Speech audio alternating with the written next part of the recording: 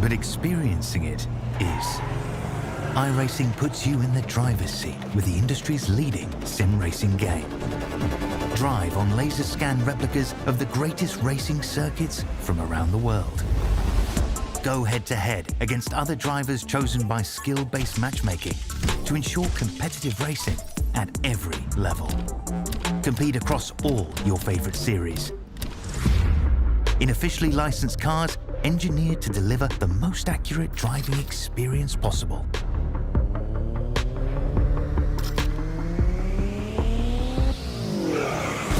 Join a race or host your own with players from across the globe. Race against the computer or in a league with friends. Feel the thrill behind the wheel. Visit iRacing.com.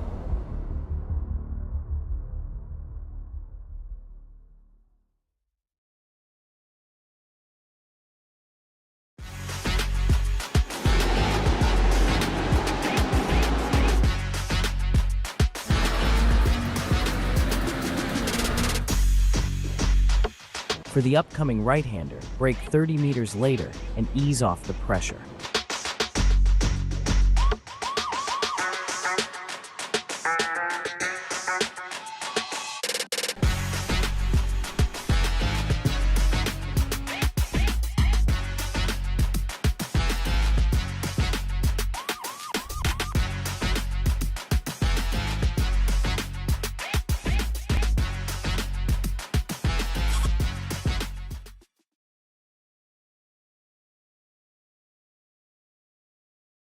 Are you spending a lot of time looking for setups and struggling for faster lap times? Are you tired of searching online for answers?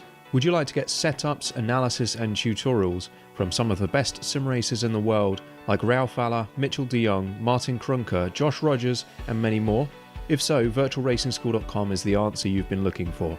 VRS data packs provide hot laps from our professional coaches for you to analyse and replicate. They provide tutorials that walk you through the fastest laps and what the pros did to achieve the best times. And they provide the setups you need to ensure your car is competitive in both oval and road racing. If you're ready to get faster and reach more podiums sooner than later, just go to virtualracingschool.com and sign up for a free account today.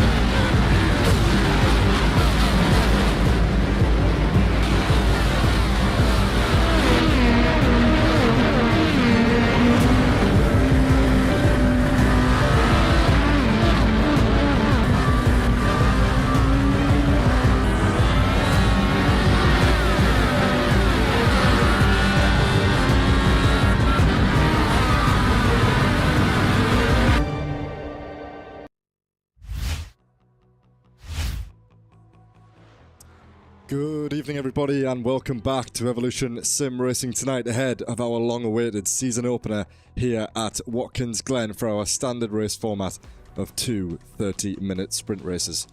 After an eventful outing this time last week around the Red Bull Ring, during that pre-season event, the drivers got their first taste of how this championship could unfold. There was a few winners, some losers, and we got an understanding about who is likely to stand out in their respective classes and who might feel just a little bit of extra pressure arriving at the circuit this evening. So tonight it's a chance for our drivers to put maximum pace on the table in an effort to start their campaign in the strongest way they can. So as always, you join myself, Joseph Glass, alongside Mr. Dara Thacker in the commentary box as we follow all of the action unfolding here in Split A, which will cover the elite and the Pro drivers. But don't forget, we also have more action over in Split B with our Premier and Evo Division drivers being hosted by the brilliant Mr. Paul Walsh. So, Dara, here we are once again, back for another brilliant season ahead, and I bet you're just as excited as I am to see these GT3 cars back in action out on track tonight. Yeah, some of the fastest drivers in the league as well. It's fantastic that they're back here at Watkins Glen to kick off a brand new season. It's not been long since we've been away, really, has it? But it's fantastic for us, Joe, to be up in Split A now. I think we really get to see the top end of performance, don't we? It really is. It'll be quite interesting to see if things can be noticed, obviously, between the two splits, and it's nice to...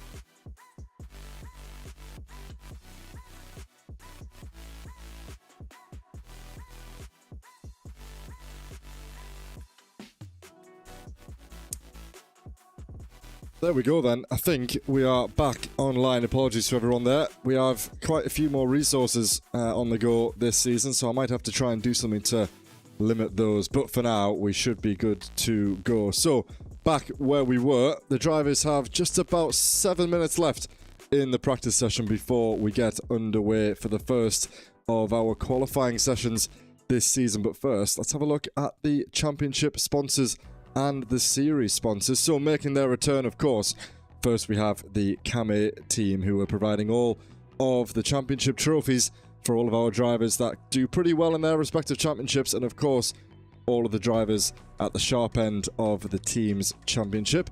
Alongside them, making their return as well, is the GP2 group, so a big thanks to those guys there for their continued support of the series.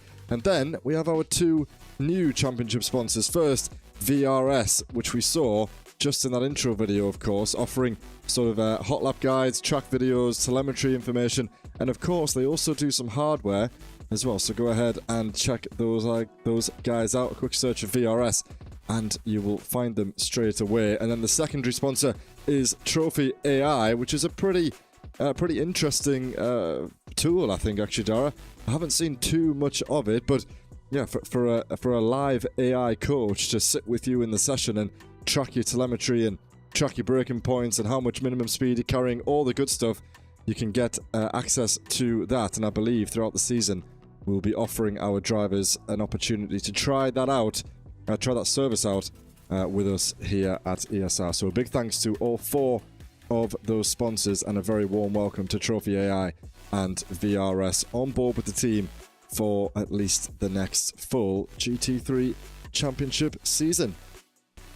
Looking next then, it's ahead of the calendar. Last week we checked off the Red Bull Ring in the pre-season outing, which was very good. A chance for these drivers to get up to speed with one another and see how their pace fares. But now tonight is the time to put it all on the table, as we said before, and try and score as many points as you can to get a good start in this championship. Next week we'll head to Portimao and we'll run all the way through until the Italian doubleheader at the end of the season, just into the start of June. So a good 3 months worth of racing on the cards for us here tonight, of course, starting in just a few moments.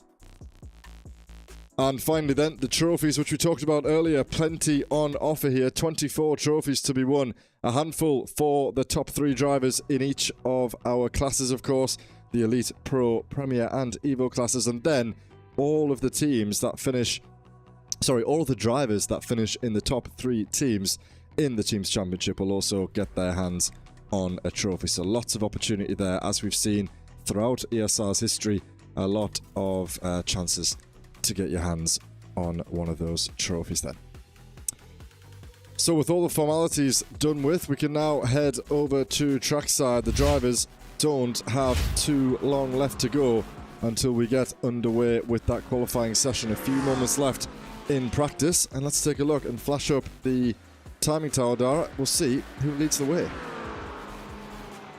It's been a really interesting start to the session. Of course, first chance for the drivers to really put themselves into a good place for their own championship ambitions. And I think to get yourself in and ready in practice is always a really good way of making sure that the qualifying feels that little bit easy for some of the drivers, particularly in a season opener like tonight. And Luke Lucchese doing a fantastic job to put himself right to the top, but it's clearly very close, right at the front of that elite class. Also interesting to see that Adam Atherton is leading the way in the pros. Of course, this will all change by the time we get into qualifying, but he is, or he would be inside the top 10 overall with that lap time, which is great for a pro driver early on.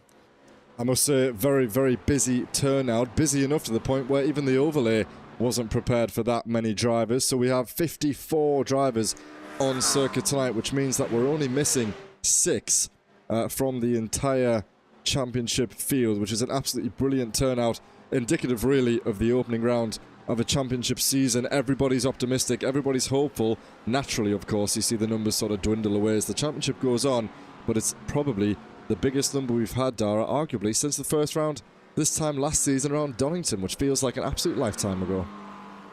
Yeah, goodness me, yeah, absolutely. So it's great to see so many people getting involved. It just means that here at Watkins Glen, which isn't the longest circuit, particularly in these GT3s by any stretch of the imagination, it's going to be quite congested out there. We're going to see a lot of overtakes. I think it's going to be difficult for us to keep up here in the commentary booth, but for the drivers, they're not going to be short of battles all the way through this race, even if not for in class.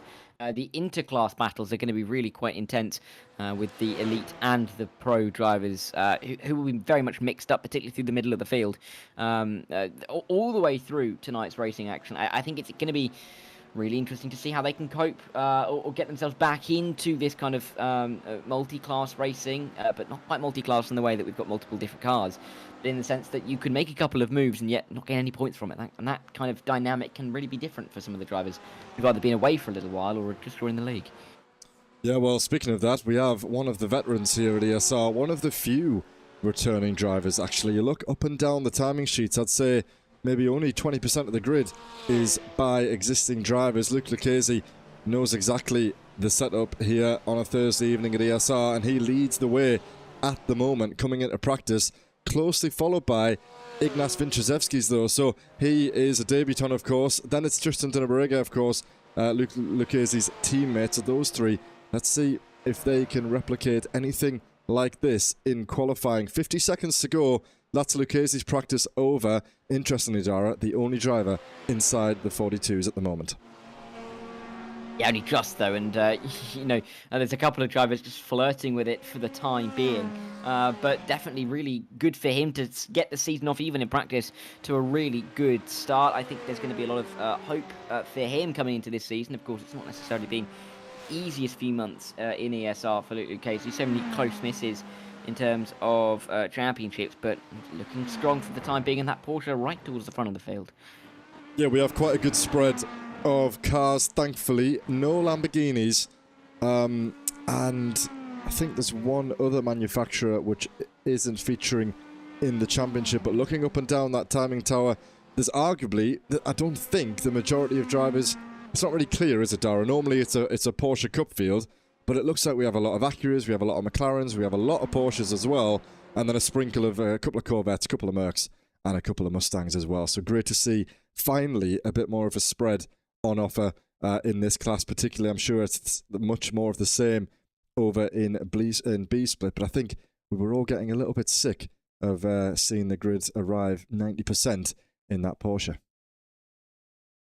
Yeah, I think it's interesting to really see how drivers have that big differential or that big difference in opinion coming into a season in terms of what car is the best. And it is great to see that there is a lot of variety here at Watkins Glen, a circuit where generally you have a lot more importance on the straight line speed. Yes, there are some higher speed corners, but getting the power down is absolutely critical around here. And making a move is tricky, and you've got to be close enough by the end of some of these straights to make any kind of attempt. So I definitely think it's great to see that we have lots of different cars on the circuit, and of course some great liveries. I think this Vintrzewski's livery looks fantastic. The red and yellow looks great on the opening round. It does. I've been nicely reminded in the chat that it's the Audi, of course, that I was missing before. So don't think we have any Lamborghinis, and I don't think there are any Audis appearing in this championship with us this season. But nonetheless, still a nice spread. And you're totally right. Ignace, one of our debutants who appeared last week, ran pretty well actually, Dara, in that pre-season round. Didn't manage to convert the race victory, of course. I think from memory, the opener went to Mr. Dinneberega. And the race 2, actually, I'm not sure if you caught up with any of the stream, but race 2 was actually won by 2 pro drivers in the end. So they managed to hang on from the get-go at the start of the second session, and they stayed in front all the way to the line. So it'll be interesting to see if those two can do much of the same, or if in the second round, of course, if in the second race, if anyone from that pro class can do what they did and defend all the way to the checkered flag. Yeah, I think it's going to be really interesting to see what the pro drivers can do at the start of this season. Really, of course, to have the opportunity to be right at the front at the start of race 2 is fantastic for them. It's just whether they can hold on to it.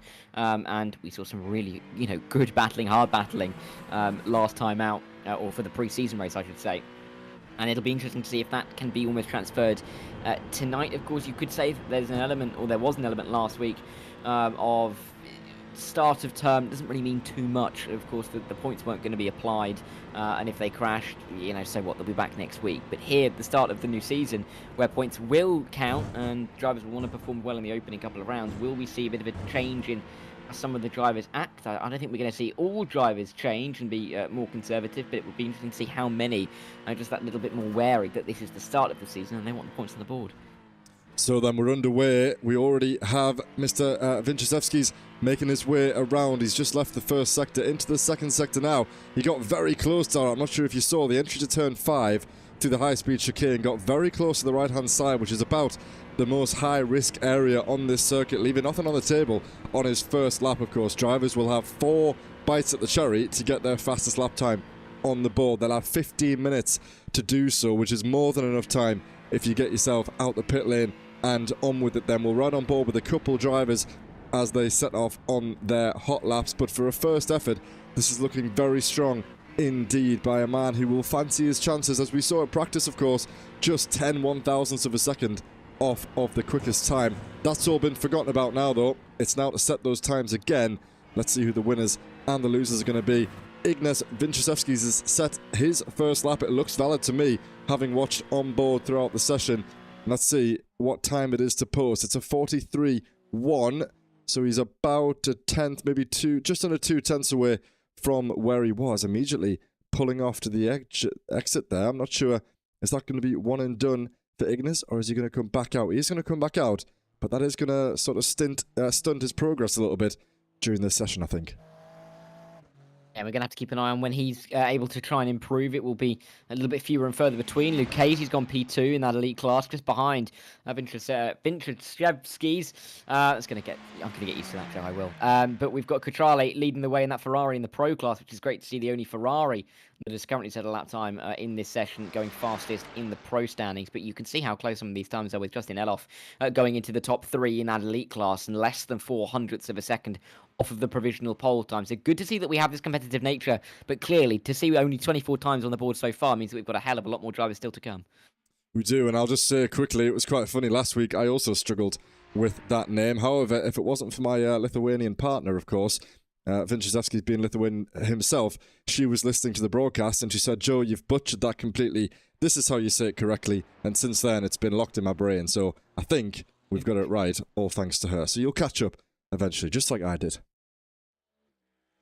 Yeah, it's always fun when you get new names, isn't it? Especially when, on first sight, they're a little bit more difficult for us. I know, Joe Glass is, with no respect, Joe, an easier name to look at and pronounce. Absolutely. When you've got Winczewski's, you look at it the first time, then you went, whoa, hey. But you nailed it.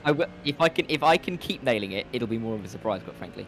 It will. William Humphrey's name we've spoken about a lot, though. Of course, with his GT4. His delivery in the GT4, quite frankly, with the amount of pace he showed. He's looking to do that in the GT3 this season, but I'd be interested to see or speak to him as to kind of gauge where he feels like he is at coming into this season, because very much in the mid-pack for the time being, whether that's exceeding his expectation or below them, I think would be really interesting, because he's not necessarily the highest running GT3 runner, but he's a fantastic GT4.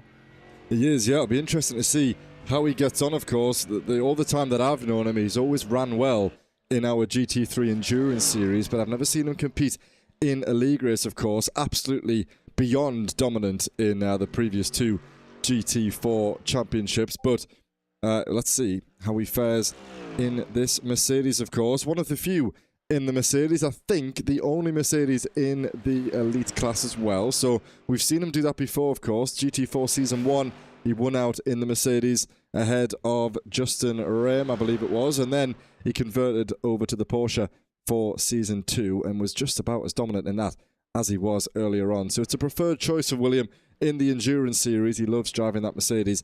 And I must say, a big thank you to Mr. Ashley Brooks who is in the session tonight as well, for producing what is an absolutely lovely livery, and it is actually a replica of the Vulcan team's livery in real life on a GT4 Mercedes. And Ashley's done an absolutely cracking job with the resource that we give him. He's done so well to replicate that pretty much to the absolute T. Yeah, it's always great when people go away into that slight off-season and really do focus on making or giving themselves a great livery. And there's a few drivers out here who have done a fantastic job. And as they always do here for ESR, and it's great to see the new paint schemes coming into a new season every single time we get back going for this fantastic championship. And to see so many cars out on circuit as well is great to see. 42, you can see on the left-hand side, there's more as well to come. Improvements in lap times have been a little bit few and far between, but Vintrzewski's has gone just a tenth slower than Lucchese, who's looking to go even faster again. Won't quite do it that time around, but he's still got that 1/10 of an advantage, which is, I mean, not comfortable, but in comparison to some of the other gaps you see up and down the order, it's a little bit safer. Yeah, well, Lucchese's had a much better session, much better qualifying so far than he did last week. It took him until the very end, the very final run, right toward the end of the session, before he nicked away that pole position right at the last. This time, it's been a little bit more comfortable for him. Again, the only driver inside the 42s, 42.983, just over a tenth of a second clear of Vintrzewski's in that Acura. 3 manufacturers in the top 3, of course, and it's Tjek Plug who rounds out the top 3, the 177 Corvette, doing pretty well in that machine, which back in the fixed setup days was an absolute pig to have to drive. Something tells me, though, in these open setups, these guys can get it tuned to exactly how they like, and it's become a little bit more of a viable machine, I believe, Dara. Yeah, I think it has, and I think generally what we've seen over the last few months on iRacing has meant that there is a little bit more of a balance between some of these cars and the preferences in what drivers are taking. Of course, the Acura is newer compared to the likes of the McLaren, the Ferrari, and the Porsche, and we're seeing more and more drivers go that way for the likes of Ignace and Tristan, who are up there in 2nd and 3rd in the elite class. You're seeing less of it in the pro class, but more and more of the top drivers are starting to give that Acura a bit of a go. The same can be said for the Corvette as well. So it is interesting to see that mix, and to have so many different manufacturers on the grid tonight just shows that there isn't really a clear favourite for some of the drivers. Some leagues and competitions will have very much a monotone look when it comes to the manufacturers that are being used, but to have a full display of all of the colours really does show that this is an up for grabs kind of conversation in terms of which car people think is the best. Yeah, and well, at the front of the pro class as well, it's a little bit different. McLaren, Porsche and Ferrari leading the way at the moment. Biagio Cultural has been dropped from provisional pole in class down to P3. However, it was quite a simple and straightforward session for Mr. Carl Leskinen. This time last week was pretty dominant during qualifying. Started the race a good 5 or 6 positions ahead of any of his fellow drivers, whereas this time he's got Gilles Philipparts, who's turned up, put a great time on the board, good enough for P10 in the field, which I think is quite good. We don't want these pro drivers to be too far up the grid, but it's also good to see plenty of competition. The top 4 separated by just less than 0.2 of a second. The top 5 in the elite class separated by just over 0.2 of a second. Barely measurable by the eye, of course. Very important when it comes to track racing. But for now, it's looking good for Gilles Philipparts. As Keller heads around toward the final sector, it doesn't look like he's improving a great deal on this lap, and this will be his final attempt. That's very, very wide there on the exit of heel corner. You can run very wide there. Track limits are pretty loose. That was loose at the rear by the Porsche as well. Doesn't look like it's going to be an improvement, sadly, for the Finn. At the moment, though, looks like Gilles might have that pole position all said and done as he rounds the final corner for what will be the final time again. A little bit unstable on the rear of that Porsche. Mr. Leskinen will cross the line. I'm not sure if it's going to improve. Is it going to be enough? Let's see. No, it's not an improved lap. Mr. Philipparts is in the pit lane. Adam Atherton has just crossed the line as well. Couldn't budge into the top 3. Ashley Brooks across the line also does not move. And I think some guys further down the order are going to struggle to budge. There are a few guys who are just setting off on their final laps now. Alexander Burt is only about to finish his second, so he's going to get one more stab at it as he heads around the final corner to try and improve to get inside, further inside the top 10.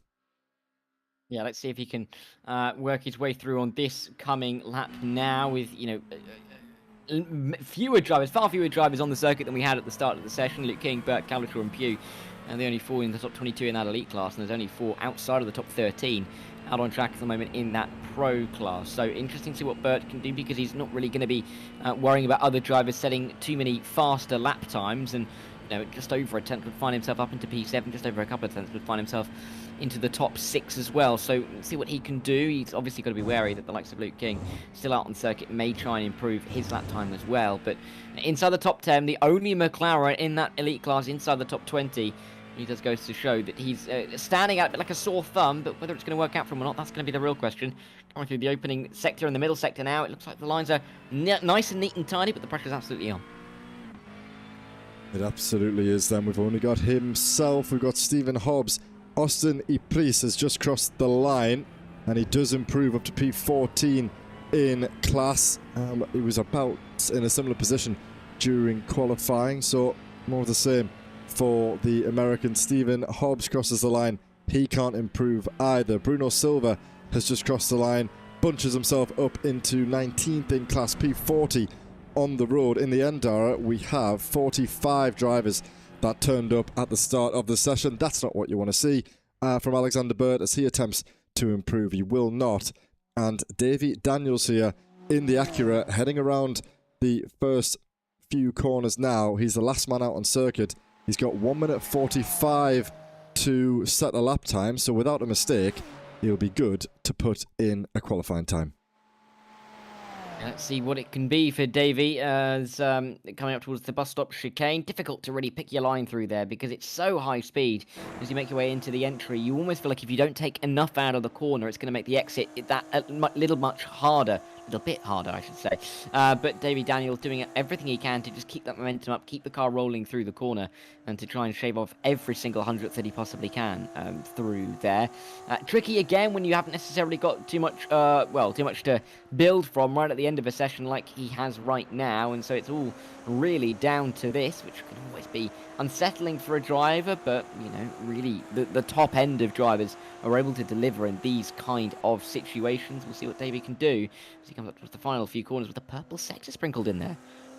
Yeah, very good at the moment. Like I said, free track at the moment, running at about the optimal time. Circuit temps will be high. Rubber will have been laid down, of course, during practice, so it's a good time to try and set an improved lap time. It's going to be his only lap time. Another purple sector in the fourth. He's only got one more corner left to go. Let's see, is it going to be a pretty competitive lap time? I don't have any reference to go off, really, from his pace last week. I don't even know if he was with us last week. But as Mr. Daniels crosses the line, is it going to be a statement lap, or is he going to sit somewhere in the mid-pack? It is going to be a statement lap up into the top 5. David Hutchison will be disappointed by that, to be dropped out of that, and that is exactly the kind of thing that you would want to do right at the end of qualifying with just 5 seconds left on the clock. Mr. David Daniels steps up into the top 5 in the Pro class, and that is the end of the session. Yeah, I think top 20 overall as well with that lap for David Daniels. Fantastic for him to see. Interesting that the elite class have got a bit of a lead over the pro class. You'd expect that it's about the top 10 in the elite class will all be together. Then we'll get Gilles Philipparts, who will start towards the front of the field in the pro category. But really interesting to see that split. Very good then. So the drivers now begin their lineup on the grid. We'll have a full formation lap under safety car pace. So we've got plenty of time to run you through the grid ahead of the opening race of the season, and it's looking like it's going to shape up to be a good one. So leading the line then on pole for the second time in 2 weeks, it's Mr. Luke Lucchese for RDSA Esports. He set a time of a 1:42.983, 1/10 of a second clear of Ignas Winczewski's the 1:09. Sadly for RDSA, it's not a front row lockout this week, but P3 will do nicely for Tristan Den Obligé ahead of Tech Plug for Vulcan Motorsports Gold. That will be the front of row 2. Justin Eloff and Hayden Miller will be inside the top 6 ahead of Kevin Daniels and Luke King, the third of our RDSA Esports drivers, ahead of Sam Derbyshire and Alexander Burt inside the top 10. Then comes the first row of pro drivers. Gilles Philipparts for DDK Racing Team will start ahead of Cal Leskinen the Finnish driver for Pink Team. William Humphrey, need to update his team name because that doesn't seem right. We'll start ahead of Biagio Cultural in P14. It's Paul Cowlishaw and Raz Harper rounding out row 8 ahead of Adam Atherton and Kostek Sloviec in P18. Jimmy Vyman and Davy Daniels there, as we saw. You were totally right, Dara. Gets himself into the top 20 in field order. And as we cycle through, we've got more names to cover. David Hutchison will be on the 11th row of the grid ahead of Victor Van Zeist for MJK Sim Racing. It's Joshua Ness, Ashley Brooks, Tom Weston and Robert Noel Brown, the newly promoted pro driver who won the championship in the Premier Division last season. He's now starting in a pretty good place, actually, given the fact that he's been promoted up there inside the top 26. Dominic Horvath Sanity is next ahead of Malcolm Coates, and that is John Breitenbach. Slightly disappointing qualifying, I think, for an experienced driver as Mr. Breitenbach. He'll start ahead of Stephen Codman, and then it's Thomas Pugh, Lorenzo Gogetto and Austin Press, the American driver, ahead of Stephen Hobbs and Matt Hoyland. It'll be Jakob Krafek and Miles Owens ahead of Luke Van Gortel, Alex Fretwell and Chris Jennings. Interesting there, the two front runners of the pro class last season, Mr. Fretwell and Mr. Jennings, struggling down there in qualifying during our first session. Heading on through then the final page of drivers, we have Danny Phillips, Bruno Silva, Joshua Cohen, Clyde Veyer, the second of our promoted drivers from the Split B last season. Ahead of Lawrence Sadapa, Jerome Vandenberg, Craig Hewlett, Alexander Freutcher and Jordan Ellis will start ahead of Wayne Basson in P50, and then we go through from 51 to 55. Chun Gonzalez, Matt Simo, Lawrence van der Water, Bjorn Klassens and Marcel Breitenbach, with those two drivers at the back of the field not setting a qualifying time. So their pace is yet to be understood. Let's see if they can make their way through the field. What a field that is, 55 drivers, so much to manage, and I would not like to be in the back of the field, especially when you're heading up that quick run through turns 2 and 3, and then you quickly arrive at that chicane where I think the probability is that it's going to be too wide at some point, Dara, and someone probably isn't going to make it.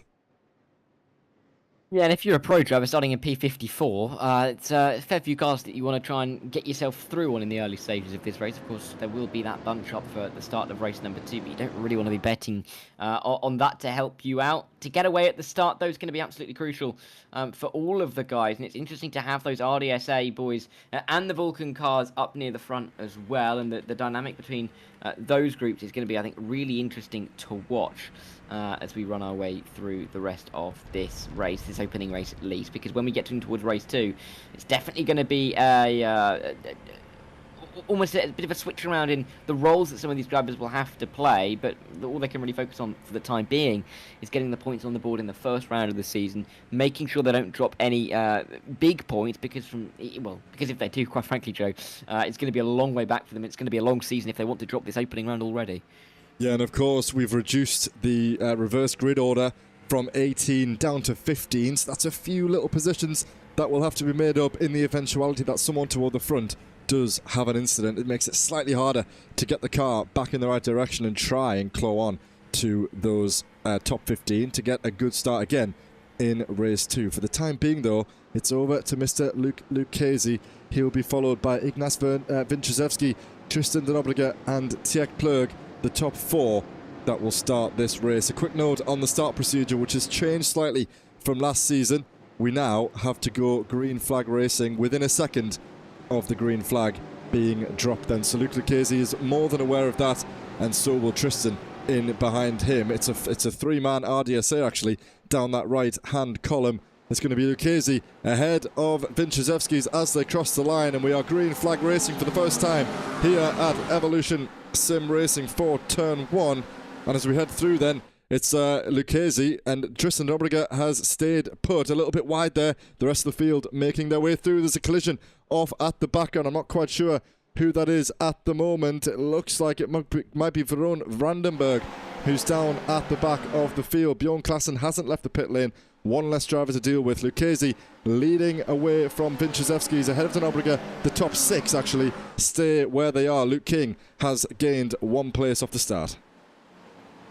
Yeah, really important for him to get himself a little bit higher up the order, especially with his teammates running right towards the front of the field. Justin Elof looking to try and find his way through on a Plurg if he can at all. Just maybe the outside line as they run their way out of the carousel. It's going to be a bold place to put the car there because it's such a long way around the outside of that corner, particularly when you remember that, you know, they're all in a GT3 car. There's no difference in machinery between some of these guys. Side by side in the background, though, as they head their way down in towards the toe. And it's going to be the teammates. Raz Harper involved in all of it. Oh, there's maybe a little bit of contact on the inside line. Going a little bit slower through the corner. That's one of the pro drivers as William Humphrey can slip his way through. But it's a little bit chaotic as they make their way to the heel for the first time in this race. Yeah, a little bit messy here, 2x2. They go in toward the heel, of course. Humphrey on the inside made a little bit of contact there through the right-hander. Lucky to keep it in a straight line. He is ahead of that pack then, so he has recovered nicely from that initial mistake at the start. P13 at the moment for Mr. Humphrey. He'll want to improve and get further up the order. Not quite used to what he's used to doing, actually. Not usually so busy for him at the start of the race, but I'm sure he will be able to adjust. Ashley Brooks looking to go up the inside of Victor Van Zijs. This is the battle for P6 in the pro class, doing very well at the moment, but it's nearly 3 wide. Who's that? Ashley forcing him all the way there to the inside, and he's not going to let up either. Up the inside goes David Hutchison. Very good move for the McLaren driver. Ashley hurrying him along on the exit of the corner, chipping back just inside the slipstream, and he's going to follow him through all the way up the bank through turn 3 into turn 4. This will continue in at the chicane. Something tells me we might have a move on here going through turn 5. Yeah, and the bus stop, a difficult place to make it. You've got to be committed, but Ashley Brooks looking for it, being squeezed to the inside line here, but he looks like he's going to have some kind of go. Oh, he is going to have a go. There's big contact, and into the wall goes David Hutchison. He's gone around. Tom Weston's around as well. Oh, there's more cars off the road. This is absolute chaos. The bus stop once again. There is David Hutchison, the Scotsman. It was the one that was turned across the nose into the entry of the corner, and you could kind of see that coming from a long way off. I don't think Hutchison really expected there to be a nose still in there by the time they got into the turn-in. Oh, there goes Alex Fretwell trying to be opportunistic in that McLaren. Got shut out though, and he's just going to come back across. Is the BMW going to make contact? No. The Porsche in behind, that black Porsche, has got a little bit of rear damage. I think that might be Chris Jennings in behind at the moment. Drama off the start then. We kind of thought it was going to come. We said on the parade lap it would be very difficult for those guys to go 2x2, especially when you're being pinned up against the inside. Would have been wise to back out then. At the moment though, this is what we've got. The big losers then, Jakub Krafek, Tom Weston, Luke Van Gortel, Joshua Cohen and Danny Phillips down anywhere from 10 to 26 positions at the start. So really dramatic for those guys who've lost, and their season hasn't started how they would have wanted it to at all. Meanwhile, toward the front, the top 6 remain unchanged, and in the pro class, Gilles Philippart on lap 1 lost the lead of his class. We'll try and find that overtake in a short while, but Carl Leskinen leads the way ahead of Bellagio Coutral. Then it's Gilles Philippart in 3rd, still well within the order. Here he is, just coming up and over the crest now, down through turn 4. He got clear sights on his targets ahead, but it's a little bit of a gap to work with as those two head bumper to bumper into the chicane for what will be the second, or is it the 3rd time already in this race. A frantic opening 5 minutes here at Watkins Glen. Yeah, drivers really squabbling for positions. There is nothing that's being left on the table right now. Alexander Burt looking to try and fight with Sam Derbyshire as they run their way through. Derbyshire looking to try and find an inside line, and there's the floor of the car in front as they run their way into the middle sector towards the toe now. But you can see the drivers really pushing the boundaries of the circuit, running out a little bit wide on the back. I think that could have been Raz Harper in that 1-3-2. We've had Malcolm Coates go around as well, and he's raging against the game, or in terms of his team, and he's not going to be very happy with that either. Yeah, they've got a potential move here on for the lead of the pro class. Leskinen just moved out of the slipstream. Is that going to be contact? It's backed up. Who's that? It's Gilles Philippart who's around, but he's kept it in the right way. It's a bit of a disastrous start for the pole man in the pro class. Already now down to P5 in class, P9, P20 now in the field, and he's dropped 10 places off the start. Not going to give that one up though. Is that his 3 teammates around him? The 3 DDK drivers sharing, yes they are, look at that, 3 DDK drivers sharing the same part of the track. Victor Van Zijs up the inside, then it's Ashley Brooks next. It's gone from bad to worse for Mr. Philippart, sadly. Looked pretty good at the start, and now he's been swallowed up in the middle of his class, all fighting for these points. Yeah, nearly 3 wide as they make their way in towards turn number 1. Ashley Brooks looking for the move, not quite able to get it. Still trying to, I think, pick himself up from that contact that he had down in towards the bus stop a couple of laps ago now. He's going to have to try and avoid it with Victor Van Zeist right on his tail. Going to be aware of Robin L. Brown and, of course, Joshua Ness, who are in the background of that fight as well, as we look towards the front of the field in the elite class. And there is Tristan de Nobrega trying to find a way through. Luke Hazy just about staying in front, but the top 5... You nearly cover with a blanket because they are so close together. Not going for moves just yet, but you feel like it's only a matter of time. Probably waiting towards the end of the race for them to go for it, but almost certainly that they will at some stage. I was going to say we saw a very competitive elite grid this time last week, so something tells me these guys are going to be battling all the way to the line, of course. It was Lucchese, Denobriga was involved, Vinciszewski's was involved, and there was 1 or 2. Hayden Miller was right up at the front of the field as well last week. So, yes, this pack of 6 cars, in fact, down to Hayden Miller, will be well within a fight. And, of course, race pace different to qualifying pace. And Lucchese is under a little bit of pressure, not running away with it. It looked as though he got a great start, had a big gap going into the chicane, but that has quickly closed up. And it's going to be a little bit of a train for these drivers. Who's going to blink first, of course? No pit stops in this race, so it's straight racing all the way to the checkered flag at the moment. Denobriga holding off from Tech Plug, but I believe that it is the 2, yes it is, it's the 3 RDSA drivers, 1, 3 and 5, and then the 2 Vulcan Motorsports Gold drivers in P2 and P4. Not only is it a battle between drivers, it's a battle between teams for what is going to be the lead of the race and also the spots on that podium. It is intriguing just to see that dynamic in the first 5 minutes of the championship, to have those 2 teams that clearly look like they are going to be the ones to set the benchmark this season already right at the front of the field, and scrapping it out. Really, they are one. Well, you know, in what's what I'm looking for? In alternate to each other at the top 5, and interesting to see how they can work together or against each other towards the end of this race. Atherton going through, as well as Davy Daniels. Well, actually, Davy Daniels a bit further back. That's going to be Vyman coming through, the elite driver, with Kostek just in behind as well. So interesting to see if Kostek can deal with that damage. There's 2 by 2 in behind. Yeah, so much going on at the moment. I think is that Ashley Brooks, yes, putting pressure onto Alexander Foycher here. This is P15 in the pro class. No disrespect, but so far down the order, and yet still racing action frantic. We're about to cross over into the first 10 minutes here, and there's absolutely nothing giving between these 2 drivers. Jerome Vandenberg here in the that blue McLaren.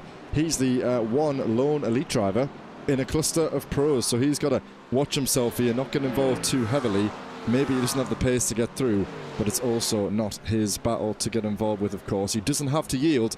He can stay exactly where he is, but sometimes it's a little bit easier to let the guys doing battle in class get by, and you just try and run your own race. But for the time being, it's a pretty big cluster here. We have Raz Harper looking to get past Cal Leskinen a little bit further up the field. That top 5 still inseparable as we cross over onto lap 5 here, 10 minutes into this 30-minute race. And it's interesting, really. I think there's a lot of different techniques and tactics that are going to be being used by the drivers in the early stages of the season. I think there's definitely quite a few drivers who came in with certain expectations and have almost had to either change those or adjust them after qualifying into race 1, and especially if bad things have happened, spins have occurred, moments that aren't going to benefit you in the race have befallen you in the opening 10 minutes. And I think that there's going to be quite a few drivers who are almost changing how they view this race and maybe even the season, albeit very early on. But it's very important to kind of get yourself into that right mindset right at the start of the championship, to just keep it going all season long, to give yourself a chance at either winning a championship or getting yourself to your target top 5, top 10 in the championship, whatever it may be. But just keeping it nice and tight and making sure that you're not necessarily flustered by the cars around you is going to be critical, and there's going to be more than a fair few drivers who are going to be feeling flustered with the amount of pressure that we are seeing all over the circuit right now. Yeah, quick word on Mr. Noel Brown, as we said earlier, promoted from Split B and doing a commendable job at the moment in the early stages of this race, the early stages of the championship, sitting in a nice comfortable P6. He's got a nice gap ahead, so he's got a bit of clean air, nothing to worry about, but he does have to be conscious of Victor Van Zeist in behind. The good news for Noel Brown, though, is that Breitenbach, Sanity and Hoyland, the 3 drivers next up behind him, are in the elite class. So he's got a nice margin of a good 3 or 4 seconds to Lorenzo Gorgetto in P8. So at the moment, things looking pretty good for Noel Brown. Head down, just keep looking ahead of you. Keep checking your mirrors now and again, just in case Victor fancies making that move. But a top 6, if Noel Brown can hang on, will be one hell of a good start to his championship. Adam Atherton, Paul Cowlishaw, the closest battle that we have on the circuit out of class. Jimmy Vyman involved in this one as well. Adam's got to be careful though, he's in the middle of this sandwich, but he is on the podium as things stand. I forgot to mention as well, Dara, we'll have to look back at some replays soon, but sadly it went from bad to worse to even worse for Mr. Philip Arts, who is right down the order under blue flags, running in P53. So yeah, the opening 10 minutes for him from pole to the back of the field, sad news, but sadly that's the way it goes sometimes for these guys. Yeah, sorry, and kind of like I was saying just a second ago, that you could have expectations coming into this race with him starting on pole. I'm sure he would have been thinking that, you know, getting the win in pro, at least keeping himself into the reverse grid, would be a real part of the consideration. However, with things that have happened to him already in this race, you've got to be able to change those expectations and ambitions, but also not try and get too flustered in doing those, trying to get yourself back into the top 20, the top 22 in the class. So it's going to be difficult for him to come back, and definitely not the best way to start the season, but he's clearly showed the pace in qualifying. He'll show it again in qualifying sessions to come, and also in the races tonight. So here's our lead pack then, still going strong, slightly more dissipated now. Looks as though Hayden Miller has dropped off the back ever so slightly, and that now leads us with three RDSA cars and 2 of the Vulcan Motorsports machines. This is going to be a very interesting battle. Are the teams going to try and work together in some way to put off 1 or 2 drivers? Really, it's Lucchese, Vinciszewski's in one little pack, then it's Denobriga and Plug in the next, and Plug could have a good run here. Let's ride on board. How does Denobriga defend going into the chicane? Is Plug going to do that tactic where you just stay there right until the last? Denobriga moves over to the entry into the chicane. Good driving. That's a wobble by Tristan, and he's off the road. He's going to lose the position. Is he going to stick it up the inside? No. And is Justin Eloff going to fancy his chances? No. He stays in behind the Acura of Denobriga. Is he going to let him through, or is he going to defend that place? It looks as though Tristan has sort of asserted his rejoin there, stays in that position, but that is not good for Luke Lucchese, who's now under pressure from 2 of the Vulcan Motorsports drivers. All the while his teammate has to scoop himself back up, get back on the pace, and try and put himself back where he was just a moment ago. Yeah, and where we went from a palindrome in terms of the teams, we've now gone to a palindrome in terms of the cars that the drivers are using in this top 5. First and fifth of the Porsches, second and fourth of the Acuras, with the Corvette slammed in the middle now with Plug. So interesting to see if Plug can almost use this advantage to go after his teammate. You'd imagine that the 2 teammates would more likely hunt as a pair on Luke Lucchese towards the front of the field. Nearly half of this race is already gone in the opening 30 minutes of the season. But for Tristan, making that little mistake there, just losing the rear end ever so slightly into the corner, meant that he had to correct it, and correct it early, otherwise he could have found himself in the barrier. If you don't correct it, you may be able to stay with your foot nearly to the floor, but at the same time it could end much worse than it did for Tristan there. He could find himself in the wall, facing backwards with a lot of damage on the car and a long way down the order, and so almost just taking that slightly safer option was what Tristan did, and it means that he's still up inside the top 4 and still in with a chance at the podium at least. Yeah, I think I have the replay here. Let's take a look at what happened to Mr. Denobriga then. He jinked from left to right.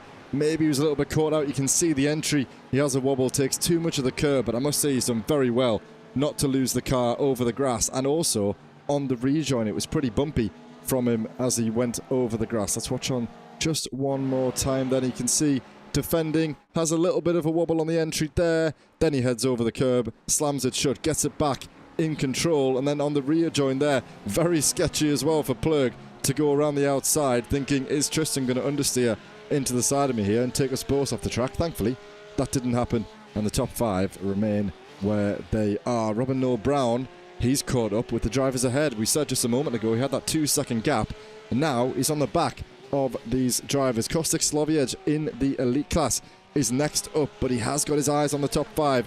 Davy Daniels there, slow out of the corner. Is that a mistake or is that a slowdown? I can't think of a place where you would get a slowdown around there. So Robin, all of a sudden, could be within a chance of getting into the top 5 as we cross over the halfway point of this opening race. Yeah, and Robin just trying to find the right line, not going to get it down in towards the heel, or is he actually diving back to the inside a little bit later than you necessarily would expect, that line was always going to get closed off, and in actual fact, he's lost quite a bit of time. A few tenths in change to David Daniels going into that corner. Victor Van Zijs is going to be right on the tail. He's going to be through now with Noel Brown having some issues, or is he? I don't know whether there was contact there. We couldn't really see it from that angle. In fact, Zeiss has gone down the order, so I think maybe we might have to see that one again, because clearly something happened behind, and Zeiss is facing the wrong way at turn 9. Yeah, it was momentarily 3 wide there. Up the inside goes Zeiss. Does he just... Yeah, he makes contact with Noel Brown in behind. That's sort of typical iRacing contact there. The car behind suffers more than the car in front, which is probably good in a sim racing from a sim racing perspective. Victor's just got himself facing in the right direction, has to scoop himself up and go again. Not what you want to see for him. Ignace is round and he's off, and that will free up Tiek Plug to take P2. Oh, and that's a terrible rejoin, and he's made contact with the cars coming through at such a high speed through that chicane. That's not the kind of place that you want to be to rejoin, and it's a disaster for him. And there's also been an incident for Kevin Daniels. I'm not sure. Is that who we just made contact with? I think it is. Let's ride on board with Kevin, see what he saw as he headed through the exit of the chicane. Not what you want to see. Damage on the left, sends the car into a spin round. He's kept it out the wall though. Might just be minor damage, but the way that car spun there seems like it's probably got terminal damage. Yeah, and I think there's going to be a couple of words had, it's fair to say, about how not to do a rejoin, because Ignace very much showing it very clearly there what is not a good idea in terms of rejoining a circuit. So, yeah, not great to see. He was just trying to get back onto the racing line as quick as he could, but he's dropping far, far down the order. He's out of contention now, and that front group has really changed around, and Plug, just by benefiting by the mistakes, finds himself in P2, and the driver to chase after Luke Lucchese. The problem is there's 1.7 seconds now between the two of them. It's going to be difficult to close, especially with the time loss on the last lap of him trying to avoid the collision. Lost him a full second to the leader. Yeah, Lucchese will be very pleased with that. Now he's got sort of in that position that he wants to be. Doesn't have to worry about his mirrors too much anymore. He can just worry about what's going on in front of him. It's not an awful lot. David Daniels there, setting the fastest lap time of his class of 44.500. A very satisfying lap time there. Jimmy Vyman and Raz Harper coming pretty close together around Paul Cowlishaw in the battle for the top 10 in the elite class. And it's Justin Eloff now, still all over the back of Tristan. I wonder what is going on in their team. I wonder if they are communicating as we speak to see, will Justin fancy trying to get by Denobriga, or are they going to hold station as it is? Miles Owens, is this going side by side again into the chicane? Surely not, boys. Let's not do it this time. Side by side, they do make it through the Ford. Backs out by the time they turn in, and that is Miles Owen up one place past Thomas Pugh. That's P17 in the elite class, down there in the top 26 in the field. So it's really interesting to see how far down some of these elite drivers are still competing. For example, we've got Luke Van Gortel and Ignace Vinchazewski is competing for P21 in the elite class, but in P43 on the road. So battles up and down the grid. Not one breath here for anybody. And yeah, the top 20 on the track still so close to one another with only 11 minutes left in this race. Yeah, I think there's going to be quite a few drivers still looking for a couple of good moves here, not least Leskinen, who's on the back of Kutrale, but you've got to be careful with the lines you're taking through the final corner. With William Humphrey here as well, you've got to be looking behind, not just necessarily with your class rivals, but with your, with the elite drivers coming through as well. Raz Harper just behind William Humphrey as well as they run their way in towards the opening turn of the lap with 10.5 minutes still to go. Wide line that is always taken here at Watkins Glen. You'd think they'd put grass on the outside there, but they never have, and they likely never will. But Humphrey won't care at all. He's got a much better run than the two in front of him. He may have a go here down in towards the bus stop. He may be a little bit too far back, but you can see that slipstream effect just gaining him closer to the two cars in front. Yeah, it's going to be an interesting one for William because these two are the lead, of course, in the pro class, so he doesn't want to get too involved, but he might have no choice if he wants to get on with his own race. Looking at the overall field then, top 15 at the moment. Adam Atherton, P3 in the pro class, will be the man fortunate enough to take that reverse grid. Humphrey thinking about it, backed out, never really was on as the Porsche came over to the left hand side. That's offset him slightly on the exit, has the Mercedes, and that's a little bit like Leskinen saying, come on Will, let's let us battle for the win and you just stay where you are. Last thing we want is for the race lead in class to be decided by someone else. And is this going to be Leskinen's chance to force the issue up the inside? Yes, it is. The Ferrari of Cutral has no option but to go around the outside, makes it stick nicely. Plenty of room afforded by the Porsche on the inside. This is a great battle between these two drivers, the Italian versus the Finn, 93 versus number 1. Who's going to come out on top? And interestingly as well, Dara, Ferrari versus Porsche. It's going to be a great battle for the next 9 minutes. Yeah, this is really going to set the tone, I think, for the rest of the season so early on here at Watkins Glen, and to have only 9 minutes before we reset and go again gives, I think, the drivers a bit of a moment to pause for thought, because how are you going to manage this, especially if you're 3 wide down the main straight? Humphrey, Leskinen, Catrali all don't get out Raz Harper either. 2x2 into the opening corner. Outside line taken for Humphrey. He's also a little bit of time on the exit, though, as it looks like it's a better run for Kalle Leskinen, the leader now in that pro class, as they run their way up the hill through 2 and 3. It looks like Raz Harper's got the best run, and now we could see both elite drivers coming through on both pro drivers. But they'll have to get it done on the outside of the bus stop, and that is going to be more than difficult to do. Who's going to get the slipstream? That could be crucial.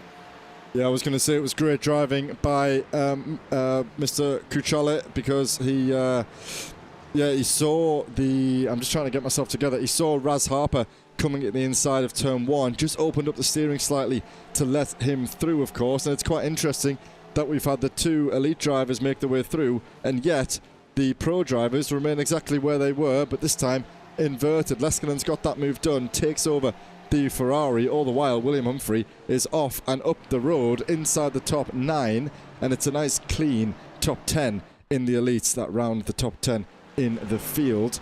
And Adam Atherton still in that prime spot. So Raz Harper, William Humphrey's through, leaving Cutral and Leskinen to do battle for the lead of this race. Adam Atherton not really in a position to get involved with this. With the time left, he's got his own things to worry about a little bit further down the order. But as we said, Dara, this will set the pace for the rest of the season. Sorry, set the tone for the rest of the season, and it's certainly going to set the tone for the remainder of this race. Is the Italian going to be able to give him one back before we reach the checkered flag? He's got to stay with him now, though. If he lets him go, it's going to become increasingly more difficult for that Ferrari to catch up.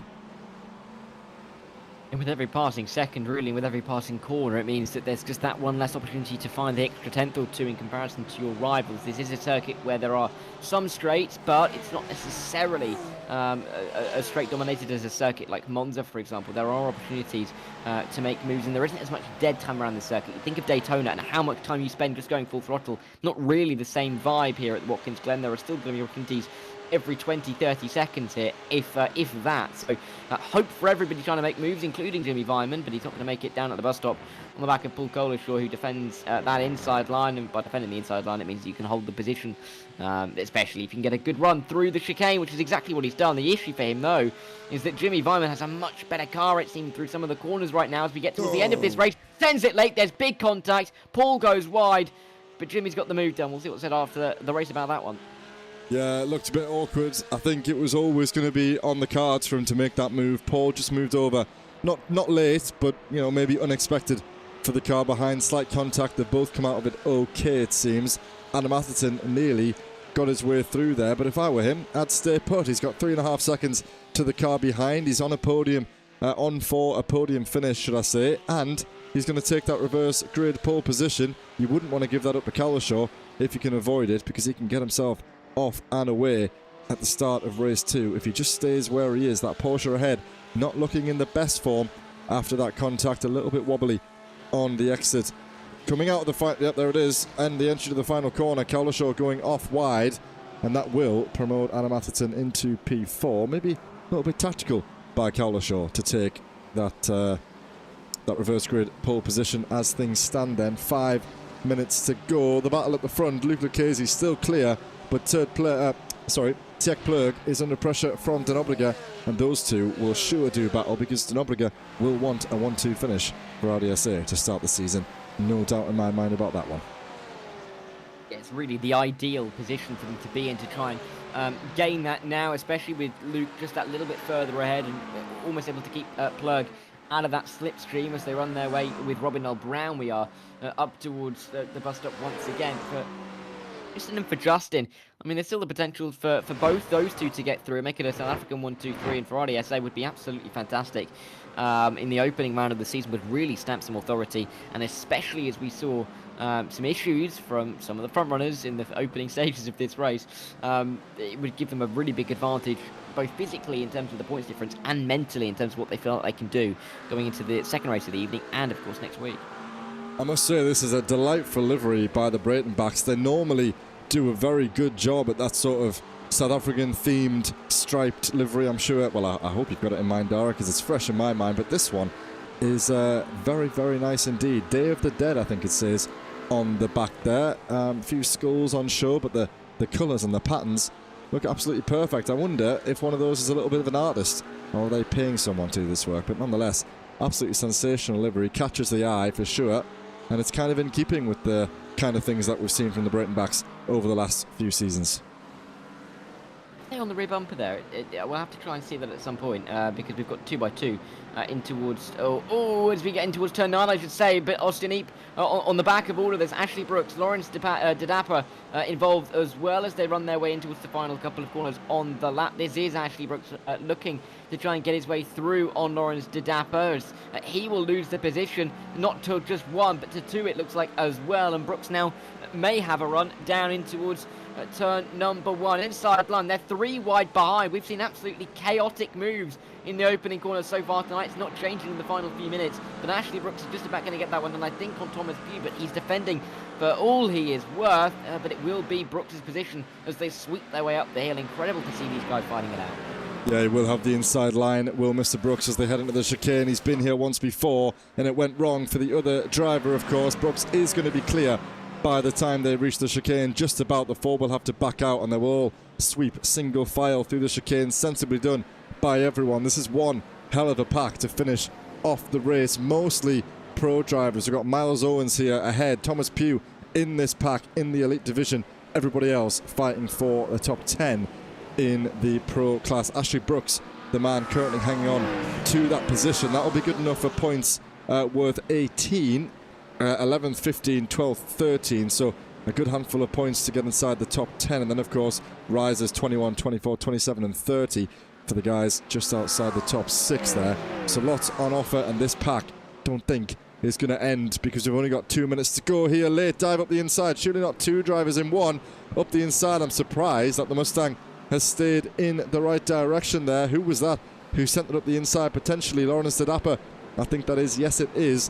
It's a Mustang and then a Porsche, a Mustang and an Acura doing battle at the moment, and those 2 drivers of Chris Jennings, I believe that is, going side by side, teammates. The Y-axis team sharing the tarmac.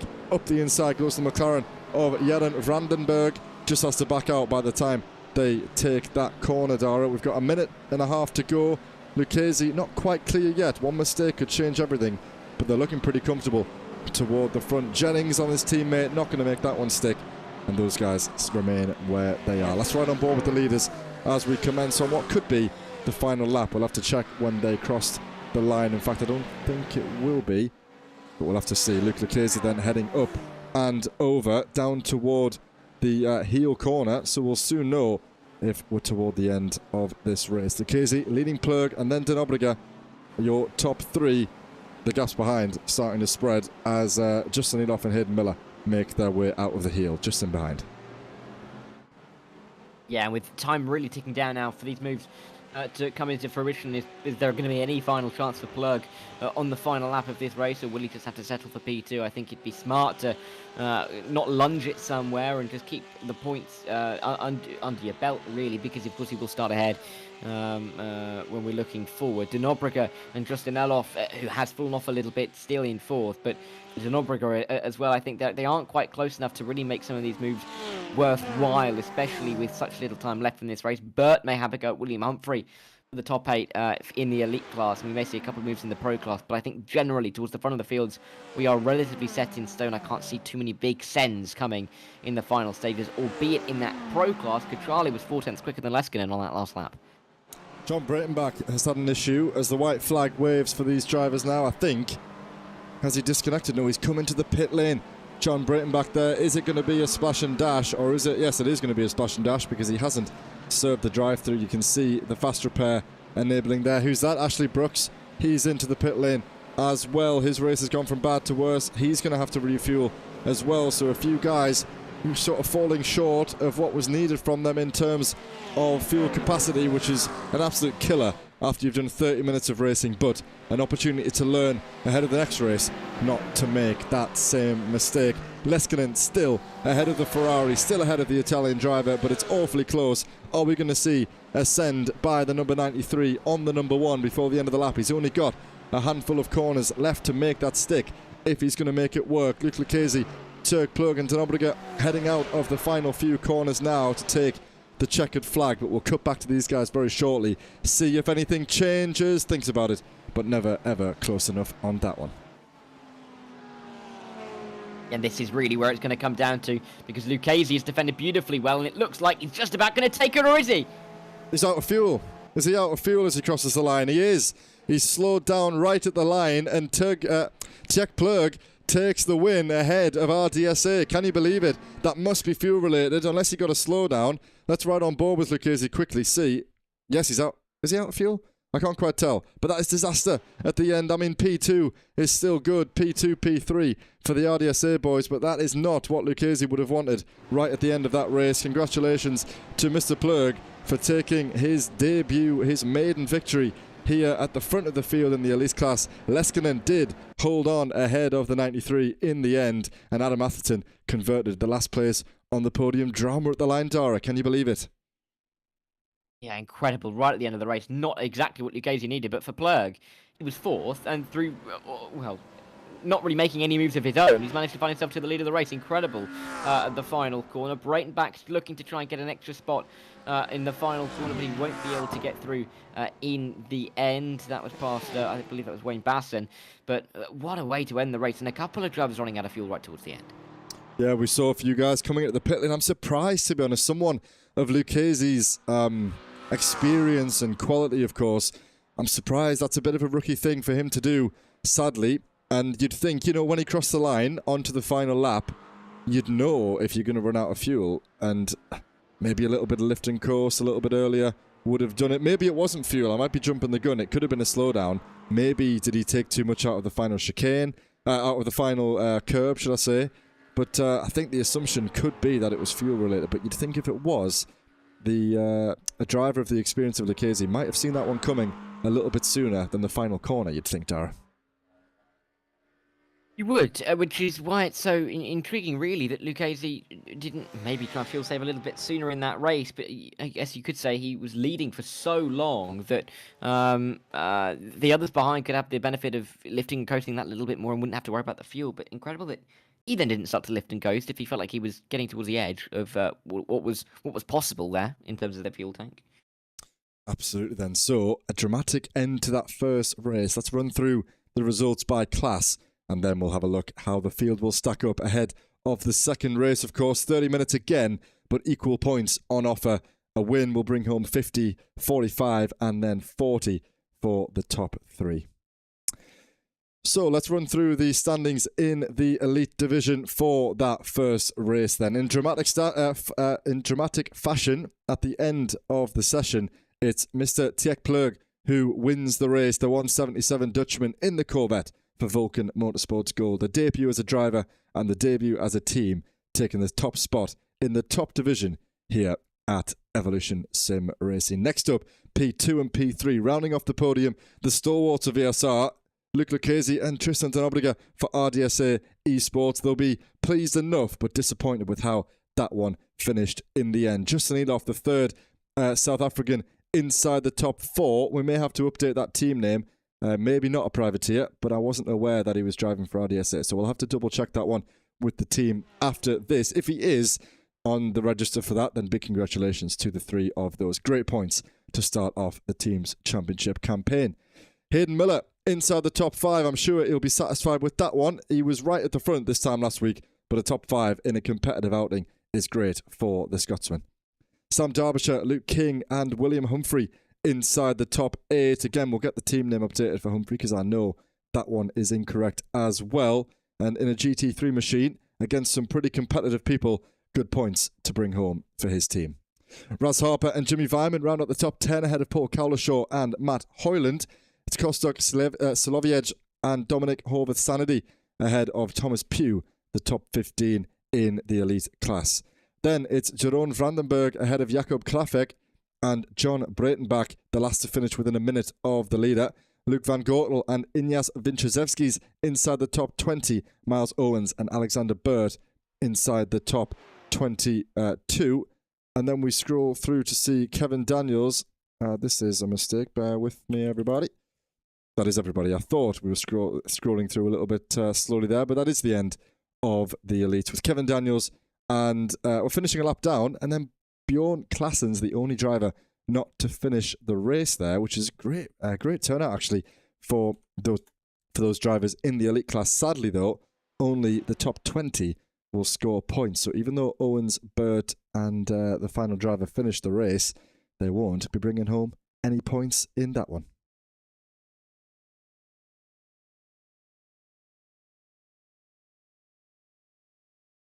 I think looking to the sorry, Joe, for a second there, That's okay. I forgot our regular thing. I was ready for you to get going. Then I remembered. Oh God, I've got to do the pro standing. It's my turn. The pro results.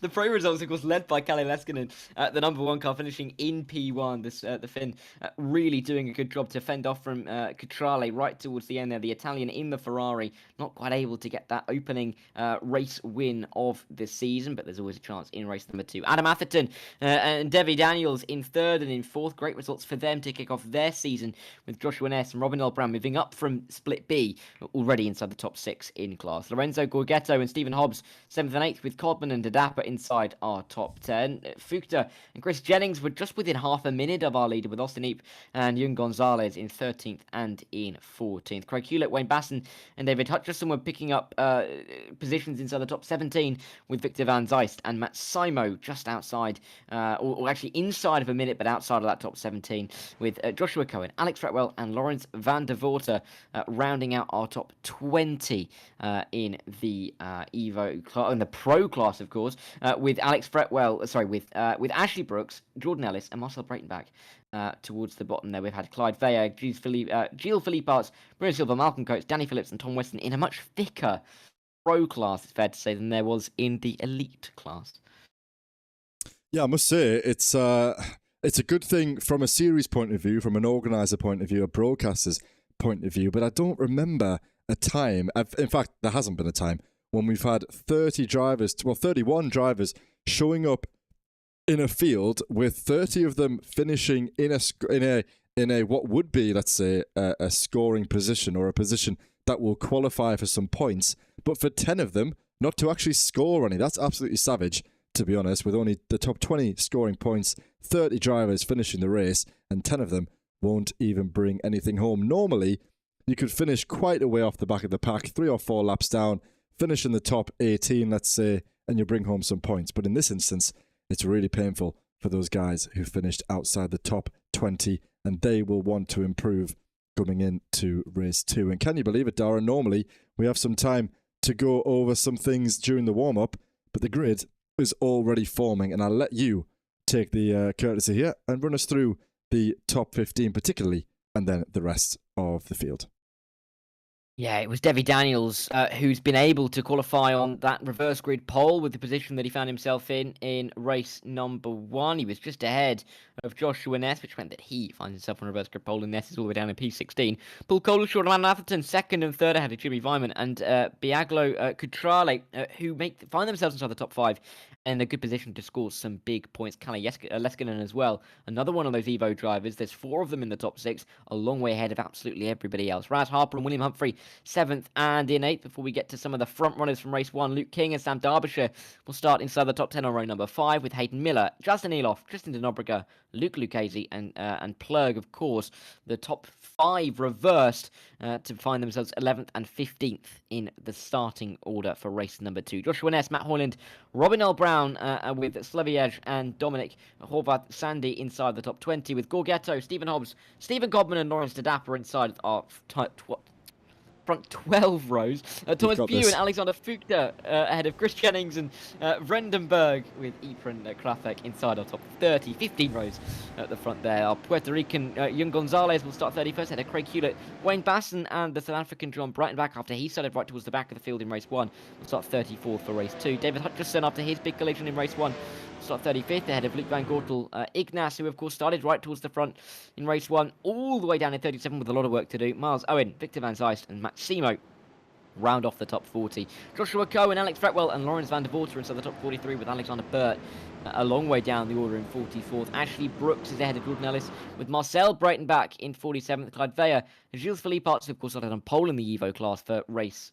class. I'm going to get used to it, Joe. In the pro class for race number 1, we'll start 49th in race 2. Bruno Silva, Kevin Daniels, and Malcolm Coates inside the top 26 rows, with the grid runner that way. Danny Phillips, Tom Weston, and Bjorn Claessen's 55 cars back on the grid again, Joe. That was one of the messiest grids I think I've done. Frankly, Dara, I was listening to that. Let's everyone in the chat. Let's not underestimate how difficult it is to reel out 55 names when you've never really seen them before. From all around the world, a Puerto Rican, a few Americans, Eastern Europeans, Western Europeans, the works, South Africans, everywhere.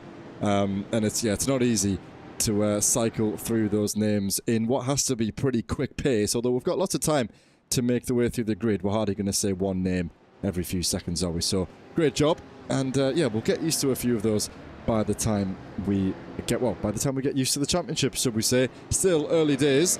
And speaking of which, it's early days for these drivers at the front who have never had this experience before. Paul Cowlishaw in P2 will know exactly what it takes to start at the front of an ESR field. However, for Davy Daniels in the Pro Division, it's over to him to start the race in the right fashion, of course. Remember, we said you've got to go within a second of the green flag now, not like what it used to be.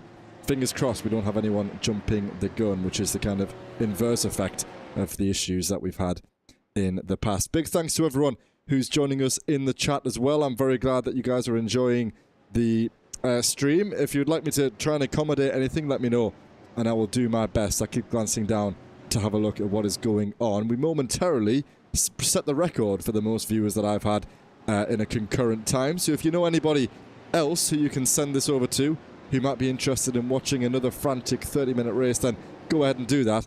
And let's see if we can break that number once again. Then we're going to head around the final 2 corners. I'll leave this one to you, Dara, to lead us underway for our second of 2 sprint races here. Let's see how long can the pro driver hang on at the front of the field. Yeah, 31 minutes on the clock. David Daniels will be looking to try and defend as much as he can in the opening lap, but how much fight is he able to put up? Safety car peels into the pit lane then, and we're ready to get going then. 30 minutes, second round of the season, early stages, but points still really much a requirement for a lot of these drivers, especially with high expectations coming into this race. We are green once again, and they fan out in the background. It's pretty standard towards the front of the field, 2-3 wide, but you can see a couple of cars sending it to the inside of the opening turn, 4 wide. There's a car spinning around. That could be one of the Breitenbachs making big contact with the inside of the tyre wall, inside of the pit lane, I should say, as they all run their way through the opening couple of corners. Daniel still ahead of Atherton, with Paul Cowlishaw involved in all of this as well, as they run up the hill for the first time in this race. They fan out once again. People looking for moves to the inside of the bus stop chicane. Difficult, we saw in race 1, to make anything concrete there, but on the opening lap is where you're going to go for it most. A couple of drivers, I think, going wide and off the road to try and avoid a couple of moves that were on in the background, but everybody fans their way through, and it's okay at the front for David Daniels. He leads, but Atherton right on his tail.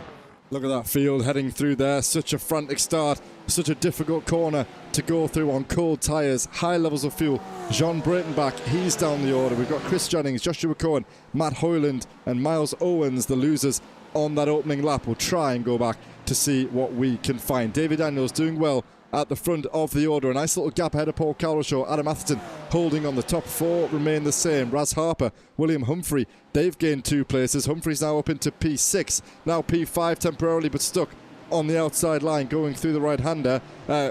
It's Coutrelet who is ahead of Leskinen now. This battle resumes between the blue Ferrari and the pink Porsche. Denobriga already up 3 places into the top 6 in class, top 10 in the field, and he's going to be on the back of these pro drivers. He'll fancy getting through and getting on with things because he'll already be on the back of the top 5 in class with half an hour to go. Denobliga in a good position here to try and win this race. If he can get on with things and get past these pro drivers in the next lap, I think it's safe to say it has to be so little. Stephen Codman, he's running down. I'm trying to catch him. There's been a huge crash here. So many cars off, so many cars in the pit lane. Things still changing down at the back, more drama. Holy moly, it's really hard to catch up with. I think someone went directly into the pit wall here, blocking off the pit lane. In a moment, Dara, I'll summarise that. The guys who were lucky and oh my God, look at that. As the BMW of Miles Owens comes through, he's met with the wall of cars covering the pit, covering the start-finish line. And let me just jump onto the pit lane cam. How many cars do we have in there? Lots, I think is the answer to that question. Yeah, the funny thing there for Miles There's Owens more. was that he did all of those cars. Oh no, that's Luke King. Luke King going around, the RDSA driver, in all the 26 as well of David Daniels. David Daniels, who led the race, of course, is around and slipping towards the back of the field as well. That's all down at the bus stop chicane. Absolute carnage, quite frankly, on the end of the first lap, start of the second lap. In this second race, and Daniels, he's going to be gutted, surely, to drop all those positions. We'll have to wait and see how it happened, quite frankly.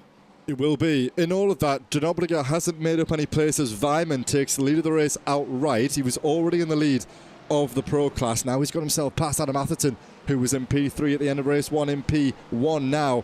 In the pro division, he's got Raz Harper, who fancies getting on the back of his teammate. It will be a DDK 1-2. Well, it is a DDK 1-2 in class, not quite in order. William Humphrey will be next up. He's in a great position. He's definitely got the pace to stay with these guys at the front. It's Biagio Coutrele who is next up in P2 in the pro class. I'll have to go back and see how that unfolded as we went over the start-finish line for just the second time.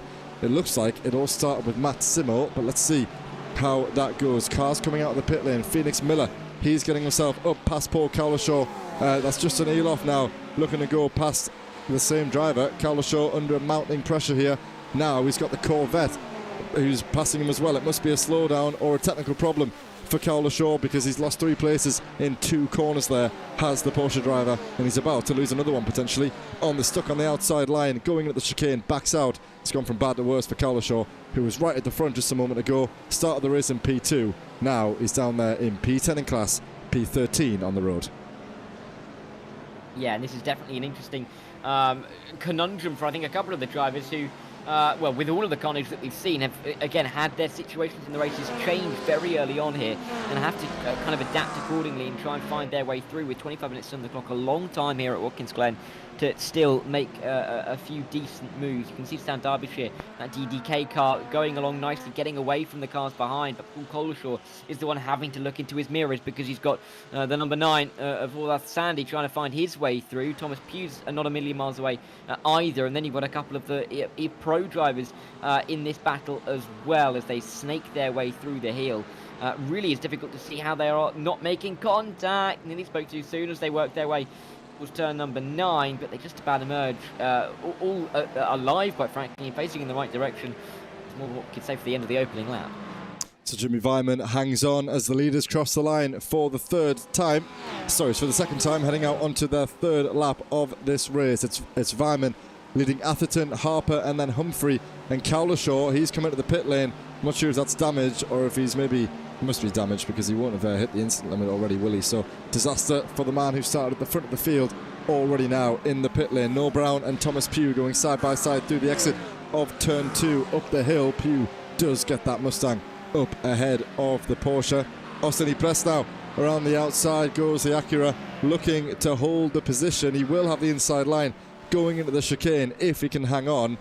I think he's just about got his nose in front. Let's see as these guys now head through turn 5. Tricky place, as we've said, too wide. Looks like it's worked there. The Mustang around the outside, actually. I think he's made that one stick. We'll see if we can find that one later as well, because what a great move that would have been from an onboard angle on the Mustang. Things just about settling down. Adam Atherton hanging on at the moment, but he's under mounting pressure from the second of the 2 DDK cars in the front. Of course, we saw that setup earlier, Dara, between the RDSA drivers and the Vulcan drivers, and now it's advantage DDK as he looks at the inside, doesn't fancy the move, and the Porsche comes across to hold on to that position.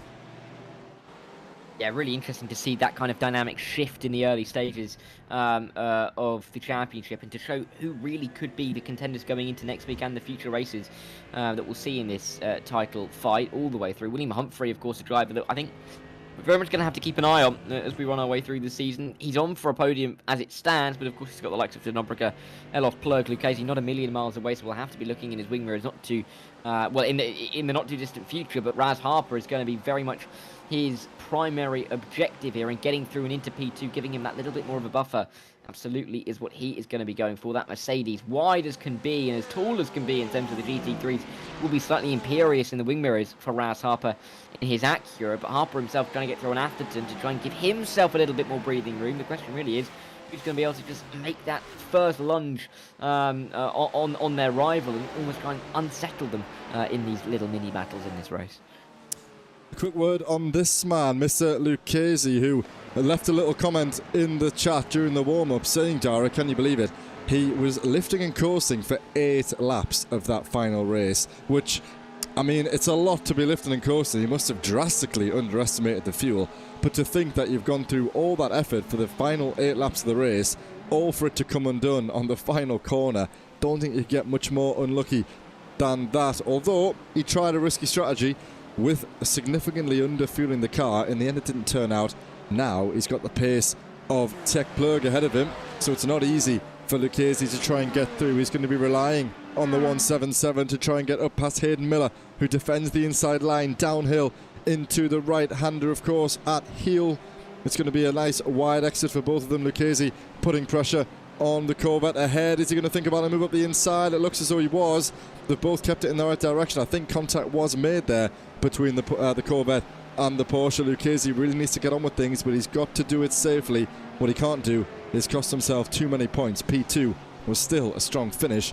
He doesn't want to get too annoyed with himself and try and force the issue too much. He's still got 20 minutes to try and make up a few positions. Tristan still in behind those pro drivers who are doing well for themselves. 3 of those pro drivers inside the top 6 in the entire field, going well so far for those guys at the front. Yeah, and interesting to see Lucchesi's what his progress can be in this race, and whether he can fend off the likes of Kostek and Derbyshire in the coming laps, and then start to change his focus up towards the top 7 in class right now. Alexander Burt looking to try and get his way through. This is, of course, overall positioning, not necessarily in class, just with the likes of Malcolm Coates and Lawrence van der Voorten, who are all behind this man, Alex Fretwell, who's inside the top 10 in the opening, or the end of the opening 10 minutes of this second race of the evening. But he's going on quite nicely. It's Fretwell in the 52 with a little bit of breathing room behind, but I think a little bit further behind Stephen Hobson he would want to be, and that 2.7 gap is going to be his main focus over the next 10 minutes, especially considering that if I'm looking close enough, then Ashley Brooks' front end, it doesn't look necessarily as healthy as it should. I was going to say, considering the state of that front side of the car, it's he did quite well to gain so much on the McLaren of Fretwell. It hasn't quite been the night that Ashley would have hoped for. He's been in the wars a little bit, I think, as McLaren has ended both races in that kind of stricken state. And yeah, down the straight, it's not going to be good for the straight line speed. Malcolm Coates putting pressure on him. Ashley immediately coming over to defend the inside there. He moves back over to the left by the time they reach the braking zone. But the Rage Against the Game esports driver, the 59, probably won't be aware of the damage on the front of that McLaren ahead, but he will notice it down the straight. He may well be able to get the job done. It looks as though Fretwell's not having the best time of it at the moment, because that pack of 5 or 6 cars closing up every corner as we go on. Wide goes Brooks. Is that going to open the door for a good entry down the straight for the 59? Let's see. As he gets the run out of the corner, it looks as though he's already putting himself alongside. Fretwell will be relieved by that, because he's going to have a chance to stretch his legs 3 wide potentially, as the McLaren looks around the outside. Up the inside goes the American, swings it round, and Brooks just comes across, and no, it's 59 in the end who gets the worst of it. It looked as though it was going to be Ashley who went around, but in the end it was the 59 of Malcolm Coates and these 3, and now it is Ashley who's had more drama. He's off, and I think he's had enough. Yeah, I think he's going to be very happy.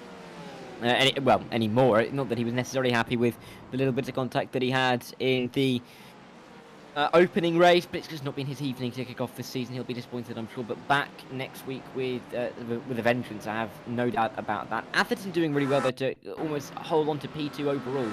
But this is what happened on the race start tray. You're going to have to talk us through it because there is so much going on right here. Well, I wanted to try and find it from a better position. Maybe that's the one there. So, let me see. Craig Hewlett is probably coming from here. Let's see what we can get from this angle then. So it's the Brayton back there, a little bit of netcode, rejoins, he goes on, that causes a bit of an issue, and then the Mercedes tries to get into the pit lane a little bit unconventionally, and from there it's just 3 to 5 to 7 cars involved, and then I think a little bit further down that drama continues. Gilles Philippart's involved as well at some point. As he comes around the corner there, you can see, yeah, it's just one into the next, and that is, look at that, TDK doing 6 or 7 pirouettes there before he eventually faces the right way. But sadly, it looks as though it was initially the Brayton back who came across on the exit there, and then the Mercedes trying to force himself into the pit lane when it really wasn't clear to do so, and sadly he's caused a little bit of a pile-up. Difficult to tell exactly, don't want to cast any judgment, but that'll definitely go to the stewards, and we'll have a good look at that throughout the week, and we'll see exactly how it unfolded. But it doesn't look great. Lots of cars involved, of course. People's races, people's practice coming to a very abrupt end. But it bodes well for some of these drivers. Looking up and down the timing sheets, for example, Clyde Veyer up 24 places. Alexander Burt up 20. In fact, he's up 25 now because he's just got himself past Alexander Burt. Yeah, plenty of guys, 10 places, 11 places, 18 places, 25 places again. So lots of guys have benefited from that. Some losers, some winners, as we said right at the start of the broadcast hour. That's what racing's all about. You can't all be there. And sadly for some, that's just the way the cookie crumbles. And they've got to, dust yourself down, come back next week and go again. Yeah, it's been a really interesting, I think, psychological start to the season for a lot of the drivers because, of course, having a lot of those guys off the back of the field and into the wall and having a lot of damage onto the car early on means that they're not really going to be getting many points in this race, if any at all. So they can almost immediately start thinking about next week. But for the drivers that were able to pick their way through, who weren't necessarily expecting that to happen, this is a fantastic opportunity for them to pick up some decent points early on in the championship that they can try and hold on to and build on as we run our way through the season. You would expect generally that as we go through the season, we've seen it time and time again, that we could see some slightly smaller grid numbers by the end of the season, and so we're more likely to see drivers dropping the first few rounds than we are the last few rounds of the season. But you really want to be giving yourself that best platform to build on, even if you end up dropping these points by the end of the season. If you're dropping 50 points from this round by the end of the season, you've had a pretty good season overall, and this night has really set you up well for it. So, yeah, I think quite a big change in terms of what we're going to be seeing between this week and next week in terms of how drivers are going to race. Yeah, I wouldn't like to be in the position of Mr. Leskinen at the moment. He's got P2 of Coutrelet ahead, and then he's got Denobriga in behind him. Then it's the P3 at the moment. Denobriga has got past at the moment. He's stuck on the outside line. It looks though he's clear. Coutrelet has backed out of that one. Denobriga finally getting himself through, and he can now start setting after Mr. Humphrey, who's 1.3 seconds up the road. As we said, Tristan probably would have liked to have got that move done about 10 minutes ago, but it's taken him this long so far. But he's not that far off the back, and that is not what the likes of Humphrey, Harper and Vyman will want to see, because those guys, there he is, Vyman, you can see him, the race leader, just about to went to the corner there. 1, 2, 3, 4, and then 5 comes to Denobriga. He will fancy his chances. He'll know for a fact that he's got the pace, based on the qualifying results alone, to catch up with these guys. But as Murray Walker said, it's one thing catching and it's another thing passing. And for Denobriga to get past 4 cars, it's going to be quite the ask as we cross over the halfway point in this race. By the time we get through towards the end of this race, and I think we get to next week and look at the points, I think there's going to be certain drivers that are in really strong positions for their championships. I think for the pro drivers, we'll probably see this a lot throughout the season, that the big winners in the opening races, when we have 2 30-minute races, are going to be able to really show their class in the second race, and with the benefit and the gap that they have built up with the elite drivers between themselves and their rivals, they will be able to almost get that double dose of points towards the front of the field, and I think we may see that become a trend throughout the season. Kalle Leskinen doing a good job to show that he will be one of the front runners in the championship. Elite, of course, with that big bulk of drivers towards the front of the field that will get reversed when we have the 2 30-minute races, means that it could be a little bit closer, and we may not see those kind of big gains for certain drivers week to week. So I think there's going to be a lot of drivers in contention in that elite class. As it stands, the likes of Weimann, Harper, Humphries, Zanobrega, Eloff, Plurg, of course Lucchese, all with big points that they'll pick up today, but not with big differences between them. And I think that's going to be the key point to make here, that there's going to be a lot of drivers who, we may subconsciously think that some of the RDSA guys are going to be far and away ahead, but in terms of the point standings coming out of this race, it's going to be much closer than I think it otherwise would suggest. Eloff getting through on, that is, Contrale. He's not going to get through on Contrale, though. Big contact into the wall. That's going to be big damage on the right-hand side. It's so unfortunate there, whoever that was. I'm not quite sure, but that was so unlucky for the Porsche, who was just swept up in that melee, sadly. For him, I was going to make a point that you rightly said, Dara. Sometimes when you have, in a class format of racing, sometimes you have runaway leaders, don't you? For example, we saw Robin Noel Brown dominate the Premier Division last season. We saw William Humphrey dominate the Elite Division in the GT4s. That's slightly different because you're at the front of the order. So, if Luke Lucchese wins every race in the Elite standings, then fair game. People have got to up the game, but sometimes we get the rankings a little bit wrong, which is of course inevitable, but it looks as though we've got a really good championship on our hands. A little bit early days, I'm sure, but it looks as though, as you rightly said, we've got 5 or 6 drivers who've got the pace over one another, and it's another Fury driver. This time it's Kostek Sloviec who's out and in the barrier. I think it was his teammate on the entry into the final corner just earlier on who also was spun round. So that's a disaster for the Fury Sim Sports drivers. I know we have a bit of support for those guys in the chat as well, so apologies to him. But yeah, things kicking off, the battle at the front. Tristan still 2 seconds off the back of, he's 2 seconds clear of Kalle Leskinen, but he's all over the back, and there's more carnage. Axis Sim Sports driver round, and then I'm not quite sure, I think, is that Alex or... Yeah, Vandenberg there, did he just pin the throttle to try and get the car ahead out of the way? I'm not sure, but it's more damage and more dramas. I think was that Gorgetto who was spun round there. Let's ride on board and see how that one unfolded. Yeah, see Gorgetto around the outside, that little bit of contact. Cars coming in from behind, a little bit more collision. All 3 come through, and then another car's coming through and not actually braking, even though there's a collision going up ahead and there's more contact, which creates just that big mess that we see. Gorgetto gets out of the way just about nearly into the path of oncoming traffic, but if anything, he got off of the racing line, got himself into a bit of a safer position, but a little bit chaotic. That's kind of been the keyword of the night. Walls are quite close here at Watkins Glen. It's not a million miles away for if you make any kind of mistake. And so it's fair to say that some of these collisions would be less serious and there'd be less contact with the wall if we were at a slightly different circuit. Slovier is just going off the road again with the contact we're seeing into the bus stop. We've seen that more than a fair few times tonight.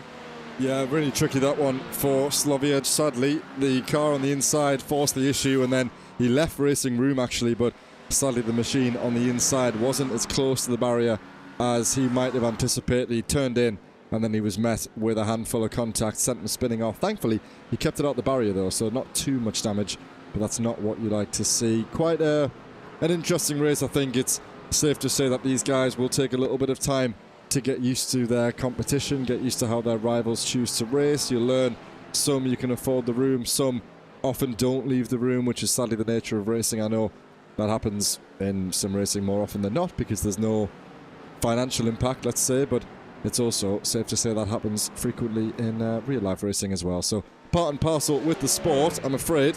And you can't always guarantee that you'll both make it out the other end of the corner. For the time being though, it's looking good at the front of the field. Weimann still leading nicely. Adam Atherton ought to be careful here because he's leading his class outright. The 3 cars in behind him though are elite drivers. So if it came to it, you don't really want to get mixed up with this. However, and Mr. Leskinen is just coming through turn 1 now, so he's not that far off the back of this pack either. If Atherton was to give up those places, his next car would be his rival. So maybe it is wise just to stay where he is for the time being and then see how things unfold as we enter the final 8.5 minutes here. Still plenty of time for all this to change. Yeah, and still with a few laps where I think there's going to be a lot of drivers who realise that there's nothing really. Well, there's nothing coming after this race. There's no grid to really think about for an extra race. You've got to leave it all on the table right here, right now. So 8 minutes to go. Drivers are going to start turning that screw and start really pushing that little bit more. Raz Harper has to get through an Atherton, though, as has everybody trying to chase Jimmy Vyman for the last 10-15 minutes, quite frankly. But no one's been able to do it just yet. Tristan Denobrik looking for a move to the inside at the toe, but not really able to get anything done. And again, this is a circuit where you can't really make many big sense. No low-speed corners, all medium to high-speed corners here, and you really have to be committed and a long way alongside really to have any kind of claim to a racing line at this circuit. So Tristan knows that, and he's just biding his time. He's just trying to get that extra tenth or two closer in that in this final sector to have a go maybe towards the bus stop, maybe towards turn 1 as well. Yeah, just mention there when you say you've got to have significant part of the car alongside. For those new guys in the chat who might be interested about how we do things here, we would define that as the center of the front axle in line with the center of the rear axle. So you do have to have a good, really a third of an overlap between the two cars before you can demand racing room. And if you just have your front bumper to rear bumper, that's not really enough to demand that. So if you were to have a collision and it was to get reported, then it's going to be a pretty easy slam dunk penalty. Two very experienced drivers doing battle at the moment for the final place on the podium. Not a debut as such for Mr. Humphrey, but definitely a debut on this field, and I'm sure that he's aware of the experience that the driver in behind him brings. Tristan Denobrik, of course, multi-time race winner, previous champion in his own respects, and he's back again for another season here at ESR, so he will not give up until the end of this race, and I think he'll be really, really optimistic that he can get this move done. He might be seeing in that Mercedes thinking surely the Acura has the characteristics to get past, but it's not just all about the car, it's about the driver as well. Tristan closing the gap. We saw him this time last lap coming out of the toe, really closing the gap on the Mercedes ahead, but then he just seems to extend. Has he got slightly says he's got a slightly better straight line speed than Mercedes? We'll have to wait and see. It does look like Tristan is making up the time under braking, but then losing it again on the exit of the corner. He's got to be careful though. Who's that round? Joshua Ness. He's round and down as Jordan Ellis comes through. Where is he going to be? There he is, off the racing line in a safe position. Tricky corner to be. In fact, he's reset back to the pit lane. Yeah, not really what he needed in the opening round of the season, but it's just going to be a case of building on what he can really, take from this race in the coming weeks. Side-by-side action a little bit further up the road from Joshua Cohen as Clyde Vale looks to try and get himself involved in all of this as well, but very congested back here in the mid-pack of the pro field towards the back end of the overall race order, of course. Cohen still going side by side though as they run their way up towards the final couple of corners. Coates gets to the outside line but can't really control the line as they run their way through, and Cohen looks like he Coates gets to the outside line and is able to keep the position as Cohen wasn't really able to get the right line. Well, Ghetto looks like he's going to be trying to make a move as well, but after the contact he's had in this race, that car may not be looking too well. There's Clyde Vale and Robin L. Brown go fighting. Malcolm Coates tries to get involved as well, but it gets congested again into the opening turn, and we could see 3 wide through 2 and 3. Oh. So critical, yeah, so critical for these drivers. The difference between 11 points from P8 down to P11 in class. So a lot on the table here in the closing stages of the opening round's worth of racing. It's going to be surely not 3 wide. Don't put the McLaren in between. No, the Acura leads ahead into the chicane. The McLaren rightly backs out. Joshua Cohen making the right decision there. Robin Noel Brown, sadly, I think he was at the head of this pack when we went across the start-finish line. Now, though, he's right toward the back of it. I might be wrong there, but he was definitely in a competitive position. He has dropped down a few places. What else is interesting is Noel Brown is down 4 places from the start. All the drivers in front of him, the next 7 drivers, are all up 23 or more places. Malcolm Coates up 34 from the back of the field, currently in P18. What a drive it is from all of those guys, but particularly Malcolm Coates. Raz Harper and Tristan Denobrik. William Humphrey up the inside. There goes Mr. Harper. I think Harper made a mistake because he lost time. Then the next thing he was right on Humphrey. So that promotes Tech Plug into the top 4, Hayden Miller into the top 5, and Mr. Leskinen up 1 position as well. Let's just go back and see how that one unfolded. As they came down the start-finish line, Humphreys was all the way alongside, and then it's a difficult one really. I think Raz assumed that Will might turn into the corner a little bit sooner. Let's ride on board from the perspective of Hayden Miller there, who must have got a little bit of a surprise as he came around the first corner and saw that stricken car just crossing over the circuit again. Oh my God. Oh my goodness me. Yeah, good avoidance really, and good foresight from Hayden Miller to realise that he had to turn left to really stay alive there and keep the front end and keep any kind of hope of a good result under his belt. But really what you want to be seeing towards the back end of the race, you want to have a nice gentle cruise towards the end, or make a position or two, not really have to have a momentary code brown and worry about your safety in the race. De Nobrega gets close again, hits the ground of Humphrey, spins out, and all really self-enforced there for Tristan. He's going to try and get it back onto the circuit, and he will, but he'll drop behind the likes of Raz Harper, but ahead of his teammate Lucchese. I'm not sure whether he will stay ahead, but this is just the moment getting too deep on the brakes, hitting the rear end of William, and then the car spins around. Pretty simple. It's the slightest of touches, yeah, and as we said, that's the way that iRacing would do it. I'm not sure if it's the most realistic thing, but that's probably, like we said earlier, probably the best way to do it. Look at this.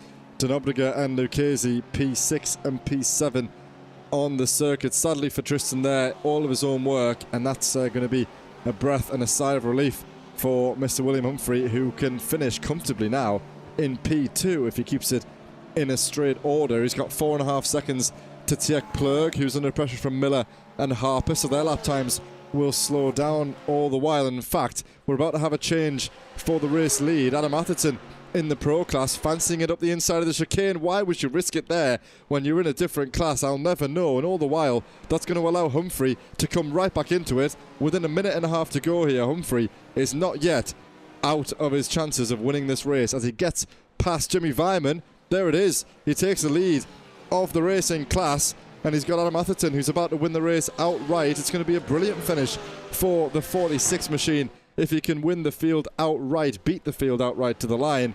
And it's gone from pretty good to brilliant for Mr. Humphrey in the closing stages here. He leads in the elite class with just 50 seconds to go. We're going to have one more racing lap, and that is going to be it. Yeah, for the driver with such dominance in GT4s of late in ESR, he's showing it in the GT3s now as well towards the end of the race. Chris Jennings trying to fight it out side by side. He goes, as they go through the bus stop chicane, nearly 3 wide momentarily as they run their way through. Lucky to all make it through there. I don't quite know how Miles Owen hasn't got himself too heavily involved, but then BMW has a bit of an up and under and will get around the outside. Will he be able to make the move stick? We'll have to wait and see. But this is the moment where they all went nearly 3 wide into the corner. 4 cars involved in it all. They made it 3 wide just about onto the grass as well. That's so bold and yet so brilliant to make the move stick through there. Burt just trying to pick his way through, and luckily he does, but there was a little bit of contact. It could have been a lot worse though. I was going to say, yeah, a little bit messy, but overall that's brilliant driving from the 3 and the 4 of them to keep it away from one another. Very, very bold, as you say, Dara, to try and stick it up the inside. He was coming through. He was not going to back out of that one. We're on the final lap. Jimmy Vyman still within a shot of getting past Humphrey if he was to make a mistake. Humphrey up 6 places off the start, up 10. Is that 10 places in class? I think. I'm not quite sure if that's right, but if it is, what a drive it will be from the number 198 in the Mercedes, of course, the only Mercedes in his class, and he might be batting a few eyelids at the moment. People thinking, a Mercedes winning the race? That's not what we expected coming into this series. It was clear that it was going to be a straight shot between the Porsches, the Acuras, and maybe even the McLarens to be sort of heading the field. And in the first race, a Mercedes is about to cross the line and take the checkered flag. It's been a fantastic race for William Humphrey. Jimmy Vyman's pushed him all the way and was leading for quite some time, but it's just not been his final 5 minutes of the race, quite frankly. William Humphrey's just got a couple more corners to go to control this one to the end, but he's going to be delighted, I'm sure, to put himself right into championship contention. Of course, Plug, Lucchese and De Nobrega are going to be up there as well, as they've finished well in both races. But for William Humphrey, what a way to start the season. Unsure where he would feel like he should be placed coming into this one, and a somewhat difficult qualifying, but he's delivered in race 2 when it's mattered. What a drive out of nowhere really for the 198, and he will cross the line to take victory at the front of the elite field. A debut night in GT3 for Mr. Humphrey, and he does what he does best in a GT4 and converts maximum points for the Vulcan Fasteners Glasstec Racing team. Huge night for him. I'll be interested to see how his teammates got on in Split B. Jimmy Vyman did well to finish in behind him. Adam Atherton, huge congratulations to him. Sorry, Adam, we missed that with it being just behind on the overlay. But Adam winning the race outright as a pro driver, that's about as good a feeling as you'll ever get to start a championship in such a strong way. Tech Plug, Hayden Miller and Raz Harper finish in the top 5 in the league class. Dobriga and Lucchese P6 and P7. And then it was this man, Alexander Foucher and Lawrence the Dapper inside the top 4, and Stephen Hobbs the top 5 in the pro class. Yeah, incredible to see the ending to that race, and for a pro driver to win the race outright really does show how competitive this is going to be this season all the way through. It's by no means done for any driver or in any class, quite frankly. We could see race winners overall from anywhere, and that's really going to keep us excited and on our toes this season. But shout out to Leskinen, what an evening it's been for him. A win on the opening race, a second in race 2. He'll have picked up the most points of anybody in Split 8 tonight. Absolutely right. So a few drivers taking a moment to just soak it all in. Here's Alexander in the Ford enjoying his podium for Racing Republic, the first of many potentially. And Dominic Hovik-Sanity, who's had a bit of a quiet night of it actually. Haven't seen too much of that lovely yellow and black livery, but he's been there or thereabouts to convert some strong points for Zira Esports. And now we can bring you the results from that final feature race, starting first as always with the elite class.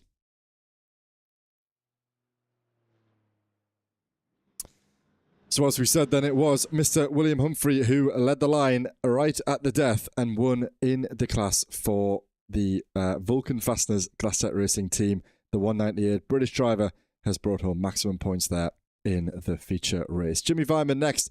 It was a great race from him. Started right toward the front. Managed to stay there for quite some time. In the end though, he'll have to settle for P2.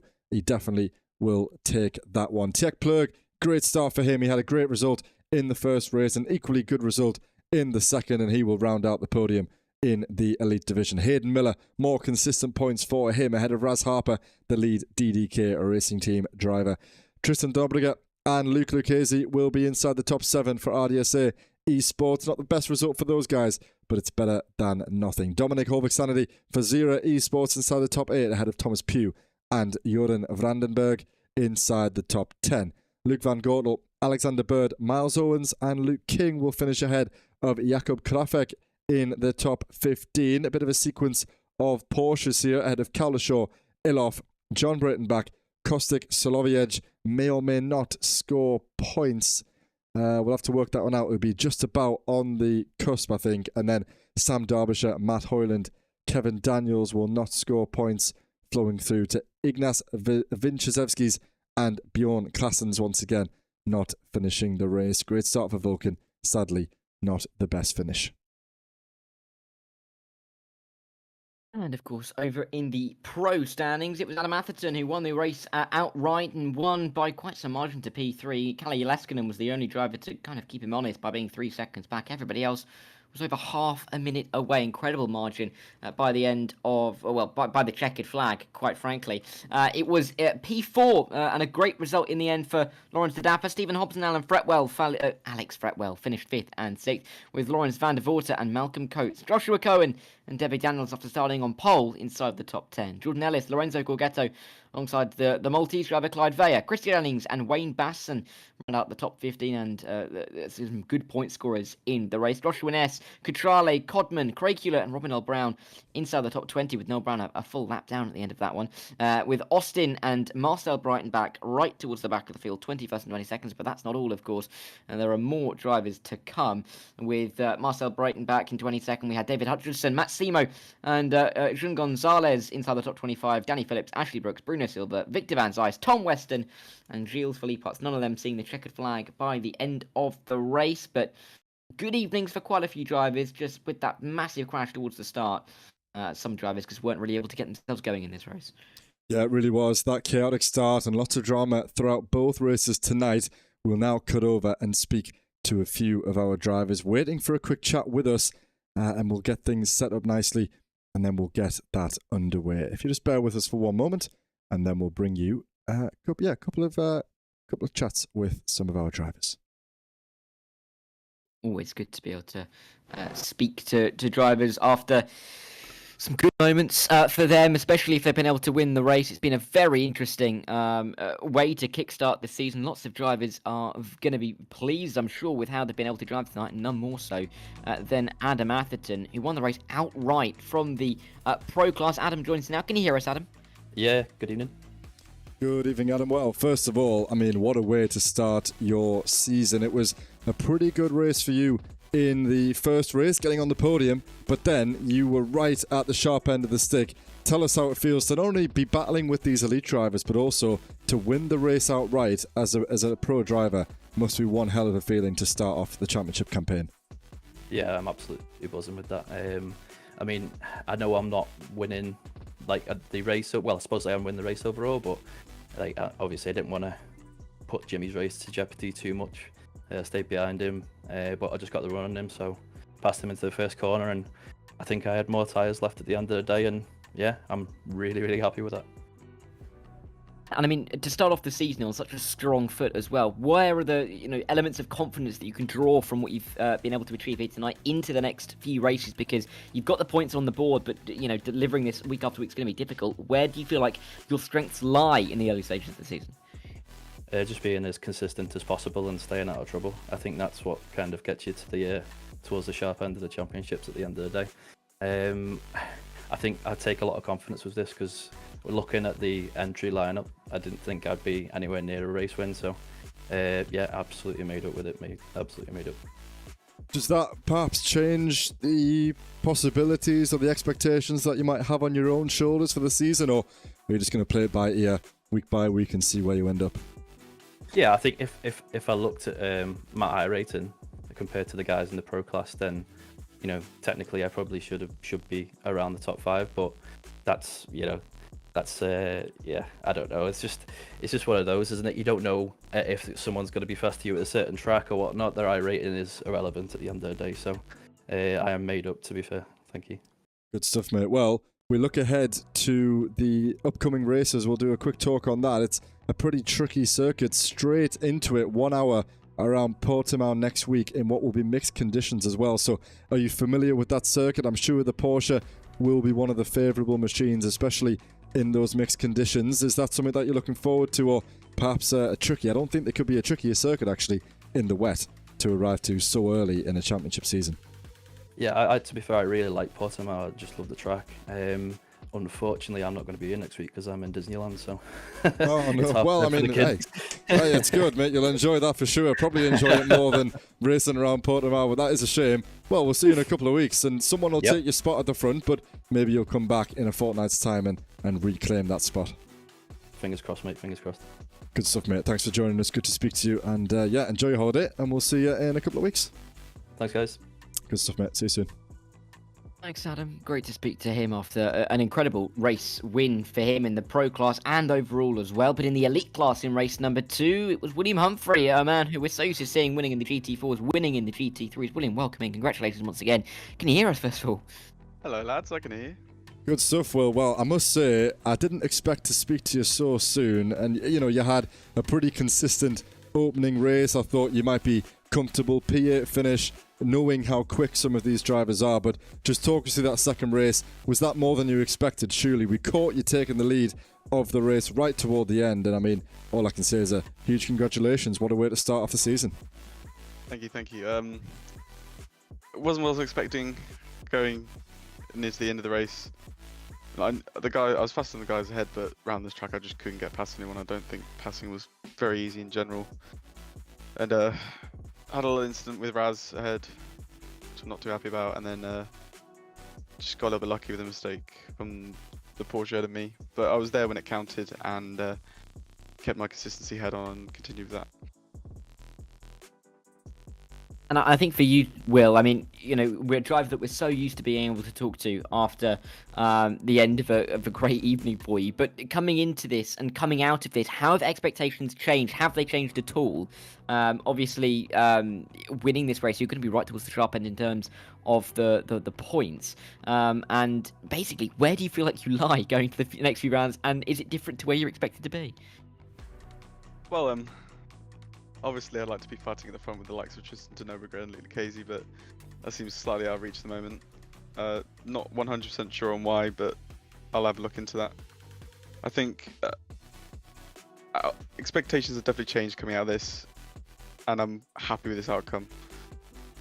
But I need to delve a little bit deeper, see if I can maybe switch cars in the next couple of races, or just run this Merc out and see if I can get any more pace out of it.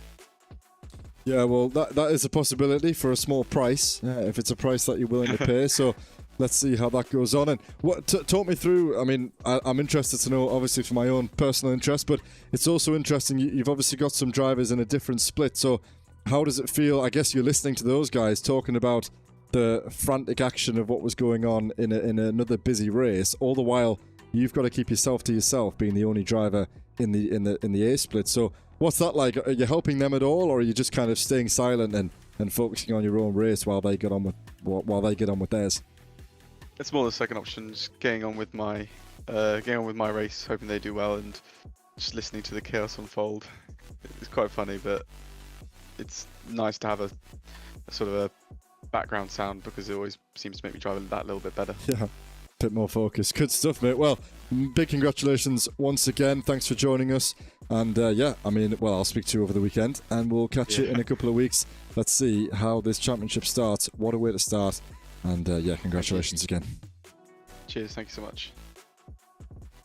William Humphrey then, again, race winner in ESR, as he's getting very close to probably breaking records at this point now with the amount of race wins that he has been able to achieve in this league. A race win also came this evening along with the P2 for Kalle Leskinen, the Finnish driver, finishing, ironically, so well in both races this evening. Kalle joins us now. Can you hear us?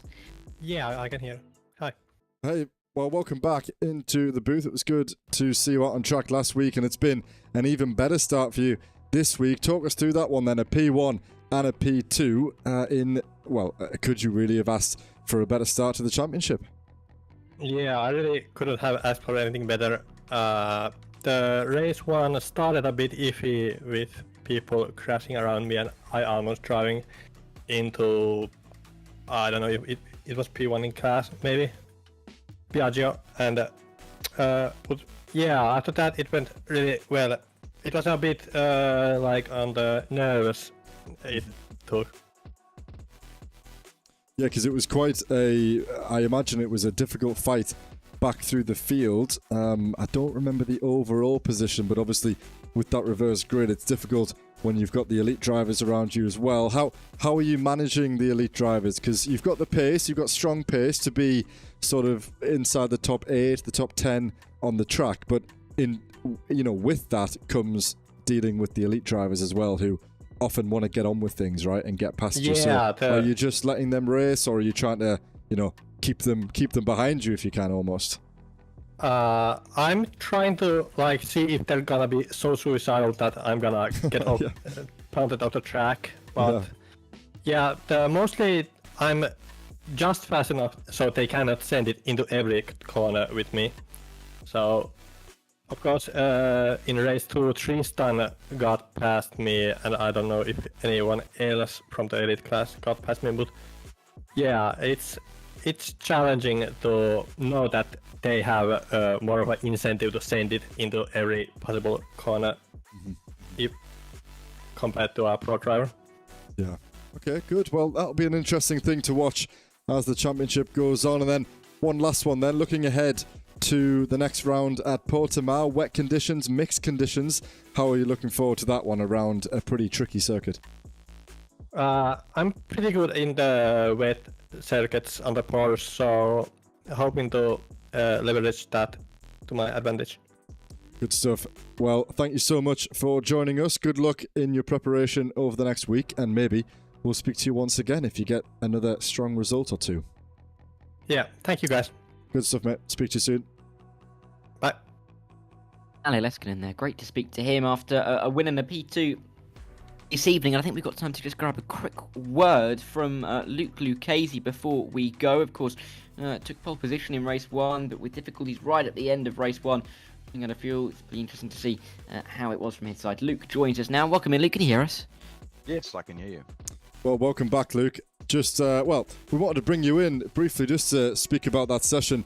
Thinking back to last week in pre-season, you sort of dominated the qualifying session in the end. You did the same in a way tonight, but then you're not having the best of luck in these races, of course. We saw your message in the chat about your lift and course effort. So talk us through that first race from a fuel point of view. Did you intentionally try to run the fuel quite low? Was it a mistake? And did you really think you were going to make it to the end? Because to get so close to the line and then to have it drop right there must have been heartbreaking for you in the end.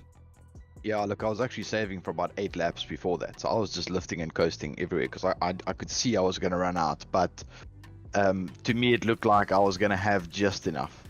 But yeah, it started spluttering just before the line. If it had, only started spluttering at the line, then it wouldn't have been a problem. So what happened was during the practice, I didn't have a quali setup on the high temperatures, and the car's very skittish on the rear with the high temperatures, but my race setup was right. So I took fuel out of my race setup and made that my quali setup. And then once I finished quali and I wanted to load the race setup again, I actually saved the setup as it was, as my race setup with low fuel, and obviously had adjusted all the heights of the car and everything. So I started basically creating my race setup again, and I was busy adding fuel, and there was 5 or 6 seconds left to grid, so I just had to leave it where it was and grid. I mean, I think I got to the grid with 3 seconds to spare.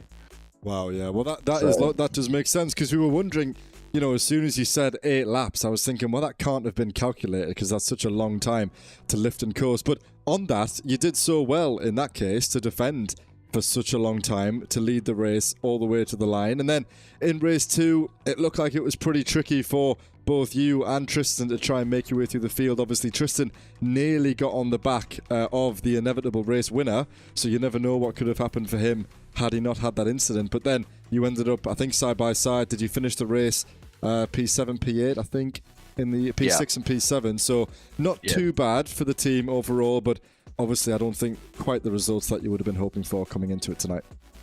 Yeah, look, I think on the start, my line was actually further back than the line on the right. I think people were just leaving, gaps that were too big. And then obviously people are trying to go 3 wide into turn 1, and then everyone has to check up. And obviously because I'm on the outside, whoever checks up, it goes to the outside, and then that whole row checks up.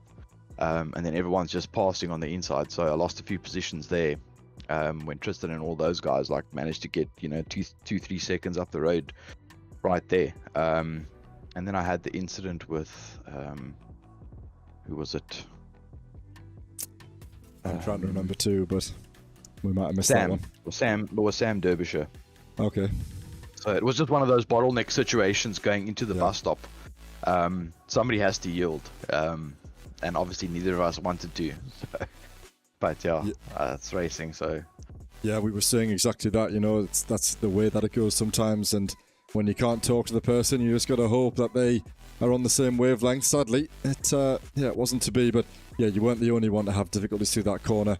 Overall, though, very entertaining from a broadcasting point of view. Might be a little bit stressful in the cockpit, but I'm sure you'll bounce back as you always do, and you'll probably go ahead and take pole position again this time next week. Just quickly before we finish, Portimao, circuit that you're familiar with. Looking forward to that one in difficult conditions. Yeah, I love Portimao. So, and I think the Porsche is better there than it was at Watkins. I mean, the Porsche wasn't actually supposed to be the fastest car yet at Watkins. The Acura was actually supposed to be the quickest car. So, the fact that I managed to pull that pole out, I think I was very happy with that. The problem here is that the tires on the Porsche just go off so quickly. It just roasts the tires. So I did what I can, what I could on the setup to try and mitigate the tire temps, but it was just managing from lap 5 onwards. Good stuff, Luke. Well, thanks for joining us as always. I'm sure it won't be too long until we speak to you. So good work for the team And good luck for preparation coming into next week. And yeah, thanks for joining us. Thanks for commentating. Good stuff, Luke. I'm sure we'll speak to you again. I hope you enjoy when you guys watch it back, and we'll catch you next week, I'm sure. Perfect. Thanks. Cheers. Cheers, Luke. See you soon. Bye. It's to Luke. They're joining us. Difficult evening, really, especially after getting the pole position. But in the end, getting some decent points, and that'll, I think, be good for his start to the championship, especially Joe, if he's looking forward to next week so much. Yeah, well, it's always a tricky circuit. I am a big fan of Portimao. It's sort of one of those, separates the men from the boys, let's say, with very tricky corners, very easy to lose the car, and also a very great characteristics, the layout of the circuit and whatnot. So I'm very much looking forward to covering that one alongside you, Dara. But yeah, I think it will be favourable for many and not so favourable for some. And it'll definitely be interesting, those 5 or 6 cars that we saw right toward the front of the Pro class, will they be able to stick to each other around there like they did tonight? Something tells me probably not. I think we'll see slightly more sparse pace, let's say, especially throughout the race. And of course, with it being a 1-hour session, that doesn't give them a second race start to bunch the pack up again. So it will be gung-ho from the start to the finish, full 1 hour.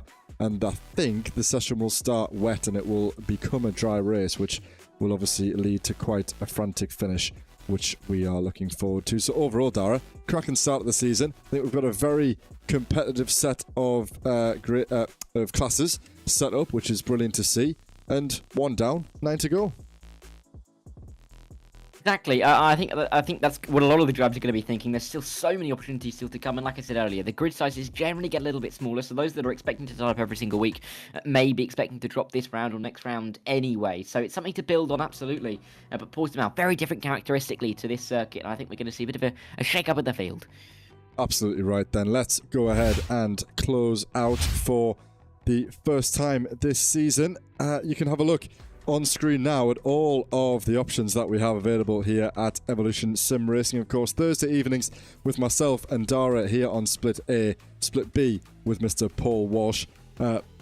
Kicking off at 8 p.m.